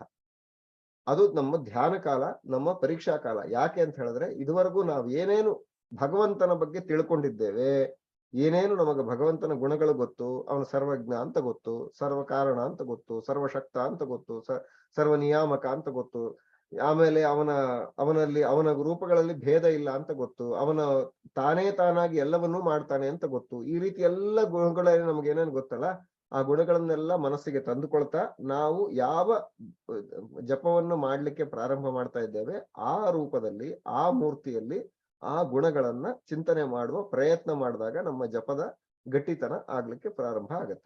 ಸೊ ಇದು ನಮ್ಮ ಜಪಕ್ಕೆ ಬೇಕಾದ ಮೊದಲ ಶಿಸ್ತು. ಅದಾದ್ಮೇಲೆ ನಮ್ಮ ದೇಹ ಶುದ್ಧ ಆಗಬೇಕು. ದೇಹ ಶುದ್ಧಿ ಆಗದೆ ಅಲ್ಲಿ ಜಪ ಸರಿ ಹೋಗೋದಿಲ್ಲ. ದೇಹ ಶುದ್ಧಿ ಯಾಕೆ? ದೇಹ ಶುದ್ಧಿ ಒಂದು ಅಂತರಂಗ ಶುದ್ಧಿ, ಒಂದು ಬಹಿರಂಗ ಶುದ್ಧಿ. ಅಂತರಂಗ ಶುದ್ಧಿ ಮೊದಲು ನೋಡೋಣ, ಅದು ಮಂತ್ರ ನೋಡೋಣ. ಮೊದಲು ಬಹಿರಂಗ ಶುದ್ಧಿ ಮೃತ್ತಿಕಾದಿ ಗಳಿಂದ ದೇಹವನ್ನು ಚೆನ್ನಾಗಿ ತೊಳ್ಕೊಂಡು ಸ್ನಾನ ಮಾಡಿ ನಾವು ಶುದ್ಧರಾಗುವುದು ಒಂದು ಭಾಗ. ಶುದ್ಧವಾದ ಮೇಲೆ ಬಹಿರಂಗವಾದ ಮತ್ತೊಂದು ಶುದ್ಧಿ ಅಂದ್ರೆ ಭಗವಂತನ ನಾಮಗಳನ್ನ, ಭಗವಂತನ ನಾಮ ಸ್ಮರಣೆ ಮಾಡ್ತಾ ಮೈ ಮೇಲೆ ನಾಮಗಳನ್ನ, ತಿಲಕವನ್ನ, ಕುಂಕುಮವನ್ನ ಇತ್ಯಾದಿಗಳು ಹಚ್ಚಿಕೊಳ್ಳೋದು ಮತ್ತೊಂದು ದೇಹದ ಶುದ್ಧಿ. ಇದು ಬಹಿರ್ಮುಖವಾದ ಶುದ್ಧಿ. ಮತ್ತೆ ವಸ್ತ್ರಗಳನ್ನು ಉಡುವಾಗ್ಲೂ ಕೂಡ ಭಗವಂತನ ಉಪೇಂದ್ರ ನಾಮಕ ಭಗವಂತನನ್ನ ಸ್ಮರಣೆ ಮಾಡ್ತಾ ಆ ವಸ್ತ್ರದ ಎಳೆಗಳಲ್ಲೂ ದಾರಗಳಲ್ಲೂ ತಾನೇ ತಂತುಗಳಲ್ಲಿ ಸೇರಿಕೊಂಡಿದ್ದೀಯಾ ನೀನು, ಅದರಿಂದಾಗಿ ನನ್ನ ಈ ದೇಹದ ನಾಡಿಗಳಲ್ಲಿರುವ ಚರ್ಮದಲ್ಲಿ ಕೂಡ ಅದೇ ತಂತುಗಳಲ್ಲಿ ಚರ್ಮದ ಹೊದಿಕೆಯಾಗಿ ನನ್ನನ್ನು ರಕ್ಷಣೆ ಮಾಡ್ತಾ ಇರುವ ಭಗವಂತ ಈಗ ನನ್ನ ವಸ್ತ್ರದಲ್ಲೂ ಕೂಡ ನನ್ನ ನಿಂತು ರಕ್ಷಣೆ ಮಾಡ್ತಾ ಇದ್ದೀಯಾ ಅಂತ ಆ ಎಲ್ಲ ವಸ್ತ್ರ ಉಡುವಾಗ ಅವನನ್ನು ಚಿಂತನೆ ಮಾಡಿ ನಾವು ಆ ವಸ್ತ್ರವನ್ನು ಉಟ್ಟು ಒಂದು ಒಳ್ಳೆಯ ಆಸನದಲ್ಲಿ ಕೂತ್ಕೊಳ್ಳುವಂತಹದ್ದು. ಆಸನದಲ್ಲಿ ಕೂತ್ಕೊಂಡಾಗ ಆ ಆಸನವನ್ನು ಬದಲಾಯಿಸದೆ ಮೇಲಿಂದ ಮೇಲೆ ಒಂದೇ ಕಡೆ ನೇರವಾಗಿ ಕೂತ್ಕೊಂಡು ಪ್ರಾಣಾಯಾಮಾದಿಗಳನ್ನು ಮಾಡ್ತಾ ಶುರು ಮಾಡುವಂತಹದ್ದು ನಮ್ಮ ಬಾಹ್ಯ ಕಾರ್ಯಕ್ರಮ. ಆದ್ರೆ ಇನ್ನು ಆಂತರಿಕ ಕಾರ್ಯಕ್ರಮ ಅಂತರಶುದ್ಧಿ. ಆಂತರಿಕ ಶುದ್ಧಿ ಏನಂತ ಹೇಳಿದ್ರೆ ಪ್ರಾಣಾಯಾಮದಿಂದ ಶುರುವಾಗುತ್ತೆ. ಪ್ರಾಣಾಯಾಮ ಮಾಡುವಾಗ ಅಮಂತ್ರಕ ಪ್ರಾಣಾಯಾಮ ಯಾವತ್ತೂ ಮಾಡಬಾರ್ದು. ಮಾಡುವಾಗ ಸಮಂತ್ರಕ ಪ್ರಾಣಾಯಾಮವೇ ಮಾಡಬೇಕು. ಅಮಂತ್ರಕ ಪ್ರಾಣಾಯಾಮ ಅಂತ ಹೇಳಿದ್ರೆ ಯಾವುದೇ ಮಂತ್ರವಿಲ್ಲದೆ ಕೇವಲ ಸುಮ್ನೆ ಉಸಿರು ತಗೊಳ್ಳೋದು, ಉಸಿರು ಬಿಡೋದು, ಉಸಿರು ತಗೊಳ್ಳೋದು, ಉಸಿರು ಬಿಡೋದು ಇದೆಯಲ್ಲ, ಯೋಗ ಪ್ರಾಕ್ಟೀಸ್ಗೆ ಮತ್ತೆ ಹೊರಗಡೆ ಏನೋ ನಮ್ಮ ದೇಹದ ಶುದ್ಧಿಗೋಸ್ಕರ ಮಾಡ್ತಾ ಇದೀವಿ ಅಂತ ಯಾರು ಹೇಳ್ಬೋದು. ಇರ್ಲಿ, ಆ ಕಾಲದಲ್ಲೂ ಕೂಡ ರಾಮಾಯಣ ಮಹಾ ಕೃಷ್ಣಾಯ ನಮಃ, ರಾಮಾಯಣ ಮಹಾ ಕೃಷ್ಣಾಯ ನಮಃ ಅಂತನಾದ್ರೂ ಬೇಕಾದ್ರೆ ನೀವು ಉಸಿರು ತಗೊಳ್ಳೋದು, ಉಸಿರು ಬಿಡೋದು ಮಾಡಿ, ಅದು ನಿಮಗೆ ಫಲ ಕೊಡುತ್ತೆ. ಆ ಉಸಿರಾಟ ಕಾಲದಲ್ಲಿ ಅಂದ್ರೆ ಆ ರೀತಿ ಏನಾದ್ರೂ ನಾವು ಪ್ರಾಣಾಯಾಮದ ಚಿಂತನೆ ಮಾಡ್ತಾ ಇದೀವಿ ಅಂತಂದ್ರೆ ಅಮಂತ್ರಕ ಪ್ರಾಣಾಯಾಮವನ್ನ ಮಾಡಬಾರದು, ಸಮಂತ್ರಕವಾಗಿ ಮಾಡಬೇಕು. ಅಮಂತ್ರಕ ಪ್ರಾಣಾಯಾಮ ಕೇವಲ ಮತ್ತು ಕೇವಲ ಯಾವಾಗ 10 ದಿನಗಳ ಮೈಲಿಗೆ ಬಂದಿರ್ತದಲ್ಲ ಅಂತ ಟೈಮಲ್ಲಿ ಮಾತ್ರ ಅಮಂತ್ರಕ ಪ್ರಾಣಾಯಾಮ. ಬೇರೆ ಎಲ್ಲಾ ಕಾಲಗಳಲ್ಲಿ ಕೂಡ ಸಮಂತ್ರಕ ಪ್ರಾಣಾಯಾಮವೇ ಮಾಡ್ಬೇಕು. ನೀವು ಬೆಳಗ್ಗೆ ಹೊತ್ತು ಏನೋ ಒಂದ್ ಸ್ವಲ್ಪ ಪ್ರಾಣಾಯಾಮ ಪ್ರಾಕ್ಟೀಸ್ ಮಾಡ್ತಾ ಇದೀವಿ ನಾವು ಮನೇಲಿ, ಇದೇನ್ ನಾವೇನ್ ಜಪ ಮಾಡ್ತಾ ಇಲ್ಲ, ನಾವೇನು ಈಗ ಬೇರೆ ಇನ್ನೇನು ಕೆಲಸ ಮಾಡ್ತಾ ಇಲ್ಲ, ಬರೀ ಯೋಗ ಪ್ರಾಕ್ಟೀಸ್ ಮಾಡ್ತಾ ಇದೀವಿ, ಈಗ್ಲೂ ಅಮಂತ್ರಕ ಪ್ರಾಣಾಯಾಮ ಬೇಕಾ? ಸುಮ್ನೆ ನಾನು ಉಸಿರು ತಗೊಂಡು ಉಸಿರು ಬಿಡಬಾರ್ದಾ? ನೀವ್ ಏನ್ ಬೇಕಾದ್ರೂ ಮಾಡಿ, ಪ್ರಶ್ನೆ ಅದಲ್ಲ.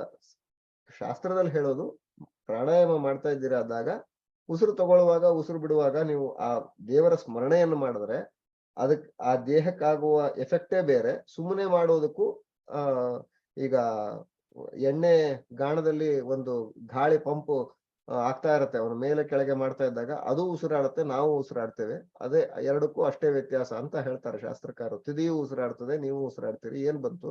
ಅಲ್ಲೂ ದೇವರ ನಾಮಸ್ಮರಣೆ ಇಲ್ಲ, ನಿಮ್ಮಲ್ಲೂ ದೇವರ ನಾಮಸ್ಮರಣೆ ಇಲ್ಲ ಅಂತ. ಹಾಗಾಗಿ ಉಸಿರಾಡುವಾಗ ನಾವು ಪ್ರತಿ ಉಸಿರಾಟದಲ್ಲೂ ನಾವು ಮಾಡೋದಿಲ್ಲ. ಮುಖ್ಯ ಪ್ರಾಣದೇವರು ಹಂಸನಾಮಕ ಮಂತ್ರ, ಹಂಸ ಮಂತ್ರವನ್ನು ಅವರು ಯಾವಾಗ್ಲೂ ಸ್ಮರಣೆ ಮಾಡ್ತಾ ಇರ್ತಾರೆ ಅನ್ನೋದೇ ನಮ್ಮ ಹಂಸ ಮಂತ್ರದ ಸಾಧನೆಯ ಉದ್ದೇಶ. ಅದನ್ನ ಅದೇ ರೀತಿಯಾಗಿ ಸ್ಮರಣೆ ಮಾಡಿದ್ರೆ ಅದರ ಫಲ ಬರ್ತದೆ.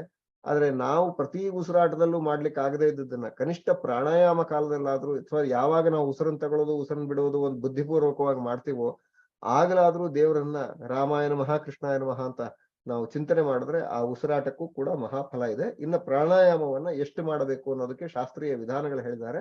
ಇವತ್ತು ನಾನು ಅದನ್ನ ಆ ವಿಧಾನಗಳನ್ನು ಹೇಳೋದಿಲ್ಲ, ಯಾಕಂದ್ರೆ ಈಗ ನಾವು ಇರುವಂತಹದ್ದು ಈಗ ಪ್ರದೋಷ ಕಾಲದಲ್ಲಿದ್ದೀವಿ, ಪಾಠದ ರೀತಿಯಲ್ಲಿ ಅದು ಯಾವುದು ಬೇಡ. ಉಸಿರಾಟವನ್ನ ನಾವು ಸರಿಯಾದ ಗುರುಗಳಿಂದ ಅದನ್ನು ಶಾಸ್ತ್ರೀಯ ಕ್ರಮದಲ್ಲಿ ಕಲ್ತ್ಕೊಂಡು ಆ ರೀತಿಯಾಗಿ ಉಸಿರಾಟವನ್ನ ಮಾಡ್ತಾ ಹೋಗ್ಬೇಕು. ಉಸಿರಾಟವನ್ನ ಅಂದ್ರೆ ಪ್ರಾಣಾಯಾಮ ಕಾಲದಲ್ಲಿ ರೇಚಕ, ಪೂರಕ, ಕುಂಭಕ ಇತ್ಯಾದಿಗಳನ್ನ ಅದನ್ನ ಮಾಡಿ ದೇಹವನ್ನ ಶುದ್ಧಿ ಮಾಡ್ಕೊಳ್ಳೋದು. ಆ ಶುದ್ಧಿ ಮಾಡ್ಕೊಳ್ಳೋದಕ್ಕಿಂತ ಮುಂಚೆ ನಮಗೆ ಕಳೆದ ವಾರ ತಂತ್ರಸಾರದ ಭಾಗದಲ್ಲಿ ನಾವು ನೋಡಿದ್ದೇವೆ, ಕೇಶವಾದಿ 24 ರೂಪಗಳ ಚಿಂತನೆ. ಕೇಶವಾಯ ನಮಃ, ನಾರಾಯಣಾಯ ನಮಃ ಅಂತ ಆಚಮನ ಉಂಟು. ಆಚಮನ ಎಲ್ರಿಗೂ ಉಂಟು. ಯಾರಿಗಿಲ್ಲ, ನಮಗೆ ನೋಡಿ ವಿವಾಹ ಆಗಿಲ್ಲ, ಅಥವಾ ನಮ್ಗೆ ಇವ್ರಿಗಿಲ್ಲ, ನಮ್ಗೇನೋ ಅಧಿಕಾರ ಇಲ್ಲ, ಏನು ಯೋಚನೆ ಇಲ್ಲ. ನಿಮ್ಗೆ ಕೇಶವಾಯ ನಮಃ, ನಾರಾಯಣ ನಮಃ ಅಂತ 24 ನಾಮಗಳನ್ನು ಹೇಳ್ಕೊಳ್ಳಿಕ್ಕೆ ಸ್ವಾಹ ಅನ್ನೋ ಶಬ್ದ ಇಲ್ಲದೇನೆ ಕೂಡ ಕೇವಲ 24 ರೂಪಗಳನ್ನು ಚಿಂತನೆ ಮಾಡಿದ ಶ್ರೋತ್ರಾಚಮನ, ನೇತ್ರಾಚಮನ ಇವುಗಳನ್ನ ಮಾಡ್ಲಿಕ್ಕೆ ಅವಶ್ಯಕವಾಗಿ ಹೇಳಿದ್ದಾರೆ, ಮಾಡಬಹುದು, ಏನು ಅದರಲ್ಲಿ ದೋಷ ಇಲ್ಲ. ಮೈಲಿಗೆ ಕಾಲದಲ್ಲಿ ಬಿಟ್ಟು ಬೇರೆ ಎಲ್ಲಾ ಕಾಲದಲ್ಲಿ ಕೂಡ ಅದನ್ನ ನಾವು ಚಿಂತನೆ ಮಾಡ್ಲಿಕ್ಕೆ ಅವಕಾಶ ಇದೆ. ಇನ್ನ ಆ 24 ರೂಪಗಳನ್ನ ಚಿಂತನೆ ಮಾಡಿದಾಗ ಅದರಲ್ಲಿ ನಮ್ಮ ಈಗ ಇವತ್ತಿಗೂ ಕೂಡ ನಾವು ಮಿಡ್ ಬ್ರೈನ್ ಆಕ್ಟಿವೇಶನ್ ಅಂತ ಹೇಳಿ ಬೇರೆ ಬೇರೆ ಟೆಸ್ಟ್ ಗಳನ್ನು ನಾವು ನೋಡ್ತೇವೆ, ಅಥವಾ ಜ್ಞಾಪಕ ಇಟ್ಕೊಳ್ಳೋದ್ರಲ್ಲಿ ಒಂದಿಷ್ಟು ಟೆಸ್ಟ್ ಗಳನ್ನ ಹಿಂದಿನವರು ಇವತ್ತಿಗೂ ಬೇಕಾದಷ್ಟು ನಡೀತಾ ಇರುತ್ತೆ. ಈಗ ನಿಮಗೆ ಬೇಕಾದಷ್ಟು ಗೊತ್ತಿರುತ್ತೆ, ನಾನು ಹೇಳ್ಬೇಕಾಗಿಲ್ಲ ಆ ವಿಷಯದಲ್ಲಿ. ಮೆಮೊರಿ ಟೆಸ್ಟ್ ಮಾಡುವಂತ ಎಷ್ಟೆಷ್ಟೋ ವಿಷಯಗಳಿರುತ್ತೆ. ನಿಜವಾದ ಮೆಮೊರಿ ಟೆಸ್ಟ್ ನಮ್ಗೆ ಯಾವಾಗ ಆಗ್ತದೆ ಅಂತಂದ್ರೆ 24 ರೂಪಗಳಲ್ಲಿ ಯಾವ್ಯಾವ ಆಯುಧ ಯಾವ್ಯಾವ ಕೈಯಲ್ಲಿ ಪರಮಾತ್ಮ ಹಿಡ್ಕೊಂಡಿದ್ದಾನೆ ಅಂತ ಸುಮ್ನೆ ಟಕ್ ಅಂತ ಹೇಳೋದಾದ್ರೆ ಅದು ಅದ್ಭುತವಾದ ಮೆಮೊರಿ ಟೆಸ್ಟ್. ಆ 24 ರೂಪಗಳಲ್ಲಿ ಆ 24 ಆಯುಧಗಳನ್ನ ಹೇಗೆ ಇಟ್ಕೊಂಡಿದ್ದಾನೆ ಅಂತ ನಾವು ಜ್ಞಾಪಕ ಇಟ್ಕೊಳ್ಲಿಕ್ಕೆ ಆಗೋದಿಲ್ಲ ಅಂತ ಆದ್ರೆ ಕನಿಷ್ಠ ಅದು ಆ ರೀತಿಯ ಇರುವಂತಹ ಚಿತ್ರಗಳನ್ನ ಒಂದು ಕಣ್ಣೆದುರುಗಡೆ ಫೋಟೋ ಫ್ರೇಮ್ ಹಾಕ್ಸ್ಕೊಂಡು ಅಥವಾ ಗೋಡೆಯಲ್ಲಿ ಒಂದು ಪೋಸ್ಟರ್ ಮಾಡಿ ಅಟ್ಲೀಸ್ಟ್ ಇಟ್ಕೊಂಡ್ರೆ ಅದನ್ನ ನೋಡ್ತಾ ನಾವು ಜಪ ಮಾಡುವಾಗ ಕೇಶವ ಅವನ ಯಾವ ಕೈಯಲ್ಲಿ ಯಾವ್ಯಾವ ಆಯುಧ ಇದೆ, ಮಾಧವ ಅವನ ಕೈಯಲ್ಲಿ ಶಂಖ, ಚಕ್ರ, ಪದ್ಮ, ಗಧ ಎಲ್ಲೆಲ್ಲಿ ಬಂತು, ಇವುಗಳನ್ನ ಎಲ್ಲ ನಾವು ನೋಡ್ಕೊಳ್ತಾ ಇರ್ಬೇಕು. ಅದು ಆ ಕಾಲದಲ್ಲಿ ಚಿಂತನೆ ಮಾಡೋದ್ರಿಂದ ಆ ಆಯುಧ ಸ್ಥಾನಗಳ ಚಿಂತನೆಯಿಂದಲೇ ನಮ್ಮ ಎಷ್ಟೋ ಪಾಪಗಳು ಪರಿಹಾರ ಆಗತ್ತೆ. ಮತ್ತೆ ಜಪಕ್ಕೆ ಬೇಕಾದಂತಹ ಕಾಲದಲ್ಲಿ ಒದಗಬಹುದಾದ ಕಲಿ ಪ್ರವೇಶ ಮೊದಲಾದ ಅನೇಕ ದುಷ್ಟ ಶಕ್ತಿಗಳ ಪ್ರವೇಶವನ್ನ ಆ ಪರಮಾತ್ಮನ ಆಯುಧಗಳ ಚಿಂತನೆಯಿಂದಾಗಿ ಅವುಗಳು ನಿವೃತ್ತಿಯಾಗಿ ಪರಮಾತ್ಮ ನಮ್ಮ ಆ ಕಲಿಯ ನಿವೃತ್ತಿಯ ಮುನ್ನ ಮಾಡ್ತಾನೆ ಇರ್ತಾನೆ. ಎಲ್ಲೇ ನಮ್ಗೆ ಸಂಧ್ಯಾವಂದನೆ ಮಾಡುವಾಗ ಧ್ಯಾನಕ್ಕಿಂತ ಮುಂಚೆ ಸುಮಾರು 4-5 ಬಾರಿ ನಾವು ಆಚಮನ ಮಾಡ್ಲಿಕ್ಕೆ ಇದೆ.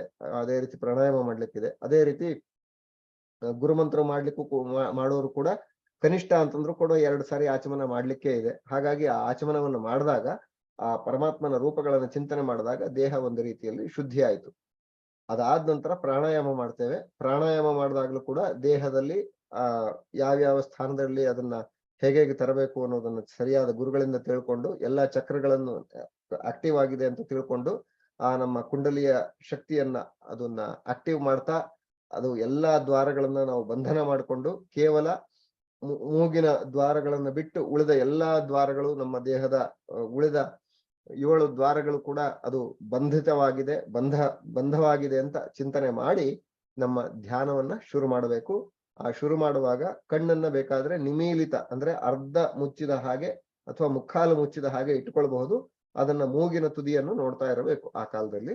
ಇಲ್ಲ ಅಂತ ಆದ್ರೆ ಕಣ್ಣನ್ನು ಪೂರ್ಣ ಮುಚ್ಚಿಕೊಂಡು ಮೂಗಿನ ತುದಿಯನ್ನ ನಾವು ನೋಡ್ತಾ ಇದ್ದೇವೆ ಎನ್ನುವ ಕಲ್ಪನೆಯಲ್ಲಿ ಮಾಡಿಕೊಂಡು ಕೂಡ ಧ್ಯಾನವನ್ನ ಪ್ರಾರಂಭ ಮಾಡಬಹುದು.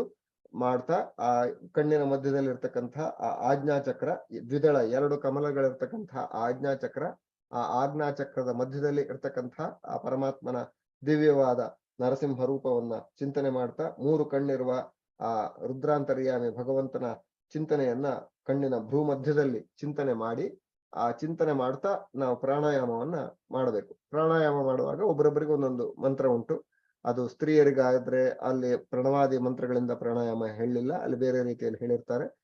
ಪ್ರಾಣಾಯಾಮ ಆಯ್ತು. ಪ್ರಾಣಾಯಾಮ ಆದ್ಮೇಲೆ ನಾವು ದೇಶಕಾಲ ಸಂಕೀರ್ತನೆ ಮಾಡ್ತೇವೆ. ಇವತ್ತು ಯಾವ ಕಾಲ ಏನು ಅಂತ ಹೇಳಿ ಆಯಾ ಕಾಲದಲ್ಲಿ ಆಯಾ ಋತುಗಳಲ್ಲಿ ಆಯಾ ಮಾಸಗಳಲ್ಲಿರೋ ಭಗವಂತನ ರೂಪಗಳನ್ನ ಸಾಧ್ಯವಾದ್ರೆ ಸುಮ್ನೆ ಫಾಸ್ಟ್ ಆಗಿ ಏನೋ ಹೇಳೋದಕ್ಕಿಂತ ಇವತ್ತು ಭಾನುವಾರ ಶನಿವಾರ ಅಂತ ಸುಮ್ನೆ ಅನ್ಕೊಳ್ಳೋದಕ್ಕಿಂತ ಆ ಎಲ್ಲ ಕಾಲಗಳಲ್ಲಿ ದೇಶದಲ್ಲಿ ಇರ್ತಕ್ಕಂಥ ಭಗವಂತನ ನಾಮಗಳಿವು ಅಂತ ಚಿಂತನೆ ಮಾಡೋಣ. ಅಷ್ಟಾದಾಗ್ಲೂ ಕೂಡ ನಮಗೆ ಭಗವಂತ ಹತ್ರ ಆಗ್ತಾ ಹೋಗ್ತಾನೆ. ಇನ್ನ ಧ್ಯಾನ ಮಾಡೋದು ಅಂದ್ರೆ ಏನು ಅಂತ ಪ್ರಶ್ನೆ. ಧ್ಯಾನ ಮಾಡೋದು ಅಂತಂದ್ರೆ ಭಗವಂತ ಯಾವಾಗ್ಲೂ ನಮ್ಮ ಹೃದಯದಲ್ಲಿ ಬಿಂಬಮೂರ್ತಿಯಾಗಿ ಇದ್ದೇ ಇದ್ದಾನೆ. ಆದ್ರೂ ಕೂಡ ಭಗವಂತ ಮತ್ತೊಮ್ಮೆ ನಮ್ಮ ಹೃದಯಕ್ಕೆ ಸಪರಿವಾರನಾಗಿ ಬರ್ತಾನೆ. ಅದು ಬರುವುದು ಧ್ಯಾನ. ಅದು ಅಂದ್ರೆ ವಿಶೇಷ. ಈಗ ನಿಮ್ಗೆ ಸುಮ್ಮನೆ ಉದಾಹರಣೆಗೆ ಇದು ಲೌಕಿಕ ಉದಾಹರಣೆ ತಮಾಷೆ ಅಂತ ಅನಿಸ್ಬೋದು. ಪುರಪ್ರವೇಶ ಅಂತ ಒಂದು ಕಾರ್ಯಕ್ರಮ ಇರುತ್ತೆ ಉಡುಪಿಯಲ್ಲಿ. ಇವರು ಸ್ವಾಮಿಗಳು, ಪರ್ಯಾಯ ಸ್ವಾಮಿಗಳು ಕರ್ಕೊಂಡ್ ಬರೋದು. ಅವ್ರು ಹಿಂದಿನ ದಿವಸನೇ ಉಡುಪಿಗೆ ಬಂದಿರ್ತಾರೆ. ಅಲ್ಲಿ ಉಡುಪಿಯಲ್ಲಿ ಏನೋ ಒಂದು ಕಾರ್ಯಕ್ರಮ ಇರುತ್ತೆ, ಎಲ್ಲ ಅಟೆಂಡ್ ಮಾಡಿ ಹೋಗಿರ್ತಾರೆ, ಅಲ್ಲೇ ಓಡಾಡ್ತಿರ್ತಾರೆ ಹಿಂದೆ ಮುಂದಿನ ದಿವಸ ಎಲ್ಲ. ಅದು ಪುರಪ್ರವೇಶ ಅಂತ ಅನಿಸ್ಕೊಳ್ಳೋದಿಲ್ಲ. ಪುರಪ್ರವೇಶ ಅಂತ ಅನಿಸ್ಕೊಳ್ಳೋದು ಯಾವಾಗ ಅಂತ ಹೇಳಿದ್ರೆ ಅವರ ಪರ್ಯಾಯಕ್ಕೋಸ್ಕರ ಅವ್ರನ್ನ ಭಾರೀ ಮೆರವಣಿಗೆಯಲ್ಲಿ ಎಲ್ಲಾರು ಸೇರಿ ಒಂದು ಆಮಂತ್ರಣ ಪೂರ್ವಕವಾಗಿ ಒಂದು ದೊಡ್ಡ ಮಂಟಪದಲ್ಲಿ ಕೂಡಿಸಿ ಕರ್ಕೊಂಡು ಬರೋದಿದೆಯಲ್ಲ, ಅದನ್ನ ಪುರಪ್ರವೇಶ ಅಂತ ಕರೀತಾರೆ. ಹಾಗೆ ನಾವು ಪರಮಾತ್ಮ ಯಾವಾಗಲೂ ನಮ್ಮ ಹೃದಯದಲ್ಲಿ ಇದ್ದೇ ಇದ್ದಾನೆ. ಅವನು ಬಿಟ್ಟು ಹೋಗ್ಲೇ ಇಲ್ಲ, ಎಲ್ಲ ಕಣಕಣದಲ್ಲೂ ಇದ್ದಾನೆ. ಆದ್ರೆ ಧ್ಯಾನ ಕಾಲದಲ್ಲಿ ಅವನು ವಿಶೇಷವಾಗಿ ಮತ್ತೆ ಬರಬೇಕು. ಅದಕ್ಕೋಸ್ಕರನೇ ನಾವು ಈ ಪುರಂದ್ರದಾಸರು, ಕನಕದಾಸರು ಅಥವಾ ಶ್ರೀಪಾದರಾಜರು ಇವರೆಲ್ಲ ಬಾರೋ ಮನೆಗೆ ಗೋವಿಂದ ಇತ್ಯಾದಿಗಳೆಲ್ಲ ಹಾಡೆಲ್ಲ ಹೇಳುವಾಗ, ಅಥವಾ ಕೃಷ್ಣಾನಿ ಬೇಗನೆ ಬಾರೋ ಮುರಾರೆ ಅಂತೆಲ್ಲ ಹಾಡುಗಳಿದೆ. ಎಲ್ಲಿಗ್ ಬರ್ಬೇಕು ಅವನು ಪ್ರಶ್ನೆ. ಎಲ್ಲರೂ ಕರೀತಾರೆ, ನಮ್ಮ ಮನೆಗ್ ಬಾರಪ್ಪ ಅಂತ ಕರೀತಾ ಇರ್ತಾರೆ. ಬಾರಪ್ಪ ಅಂದ್ರೆ ಬರೋದು ಅಂತಂದ್ರೆ ಈಗ ಕೃಷ್ಣನ ಕಾಲದಲ್ಲೇ ನಾವಿಲ್ಲ. ಈಗ ಬಾರೋ ಮುರಾರೆ ಅಥವಾ ಬಾರೋ ಮನೆಗೆ ಗೋವಿಂದ ಅಂತ ಕರೆದ್ರೆ ಅವನ್ ಹೇಗ್ ಬರ್ತಾನೆ ಅಂತ ಪ್ರಶ್ನೆ. ಅದು ಬಾರೋ ಮನೆಗೆ ಅಂತಂದ್ರೆ ಪ್ರಧಾನ ಅರ್ಥದಲ್ಲಿ ಇಲ್ಲಿಗೆ ಹೃದಯಕ್ಕೆ, ನಮ್ಮ ಧ್ಯಾನಕ್ಕೆ, ಅಲ್ಲಿಗೆ ಬಾರಪ್ಪ ಅಂತ ಕರಿಬೇಕು. ಅದು ಬರ್ಬೇಕು ಅಂತಾದಾಗ ದೇಹ ತುಂಬಾ ಶುದ್ಧಿ ಆಗ್ಬೇಕು. ಆ ಶುದ್ಧಿ ಹೇಗೆ ಅಂತ ಹೇಳಿದ್ರೆ ಪ್ರಾಣಾಯಾಮದಿಂದ ಒಂದು ಶುದ್ಧಿ ಆಯ್ತು, ಆಚಮನಗಳಿಂದ ಶುದ್ಧಿ ಆಯ್ತು, ಆಮೇಲೆ ಅದಕ್ಕಿಂತ ಮುಂಚೆ ಹೇಳ್ಕೊಳ್ಳುವ ಮಂತ್ರಗಳಿಂದ ಎಲ್ಲ ಶುದ್ಧಿ ಆಯ್ತು. ಅದಾದ್ಮೇಲೆ ಪಾಪಪುರುಷ ವಿಸರ್ಜನ. ಕಳೆದ ವಾರ ನಾವು ಸ್ಲೈಡ್ಸ್ ಅಲ್ಲಿ ನೋಡಿದ್ದೇವೆ. ಪಾಪಪುರುಷ ವಿಸರ್ಜನೆ ಮಾಡಬೇಕಾದ್ರೆ ಮೊದಲು ಅವನನ್ನ ಎಡ ಕುಕ್ಷಿಯಿಂದ ನಾಭಿಗೆ ಕರ್ಕೊಂಡು ಬಂದು ನಾಭಿಯಲ್ಲಿ ಷಟ್ಕೋಣ ಮಂಡಲದಲ್ಲಿ ಇರ್ತಕ್ಕಂಥ ಆ ಪರಮಾತ್ಮ, ಆ ಷಟ್ಕೋಣ ಮಂಡಲದಲ್ಲಿ ಪರಮಾತ್ಮನನ್ನ ಚಿಂತನೆ ಮಾಡಿ ಆ ಷಟ್ಕೋಣ ಮಂಡಲದಲ್ಲಿ ಹೇಗೆ ಪರಮಾತ್ಮ ಇದ್ದಾನೆ ಅನ್ನುವ ಕಲ್ಪನೆಯನ್ನ ನಾವು ಚೆನ್ನಾಗಿ ಮಾಡ್ಕೊಳ್ತಾ ಅಲ್ಲಿ ಪರಮಾತ್ಮನನ್ನ ಕರೆಯೋದಕ್ಕಿಂತ ಮುಂಚೆ ಅಲ್ಲಿ ಇರುವಂತಹ ಕಲಿಯನ್ನ ಮೊದಲು ಶೋಷಣೆ ಮಾಡ್ಬೇಕು. ಅಂದ್ರೆ ಅವನನ್ನ ಕರ್ಕೊಂಡ್ ನಾಭಿಗೆ. ಕರ್ಕೊಂಡು ಬಂದ ಮೇಲೆ ಅಲ್ಲಿ ಪ್ರದ್ಯುಮ್ನ ರೂಪದಿಂದ ಇರ್ತಕ್ಕಂತಹ ಭಗವಂತ ಷಟ್ಕೋಣ ಮಂಡಲ ಮಧ್ಯಸ್ಥ ನೀಲವರ್ಣ ಪ್ರದ್ಯುಮ್ನೋ ಭಗವಾನ್ ಮಚ್ಚರೀರಸ್ಥಂ ಪಾಪ ಪುರುಷಂ ವಾಯುನ ಶೋಷಯತು. ಅವನನ್ನು ಅಲ್ಲಿಂದ ಅವನನ್ನ ಪೂರ್ಣ ಚೆನ್ನಾಗಿ ಅವನನ್ನ ಶೋಷಣೆ ಮಾಡಿ ಅವನನ್ನ ಸಂಹಾರ ಮಾಡ್ಲಿ ಚಿಂತನೆ ಮಾಡಿ ನಂತರ ತ್ರಿಕೋಣ ನಾನೀಗ ನನ್ನ ಸ್ಕ್ರೀನ್ ಶೇರ್ ಮಾಡ್ತೇನೆ.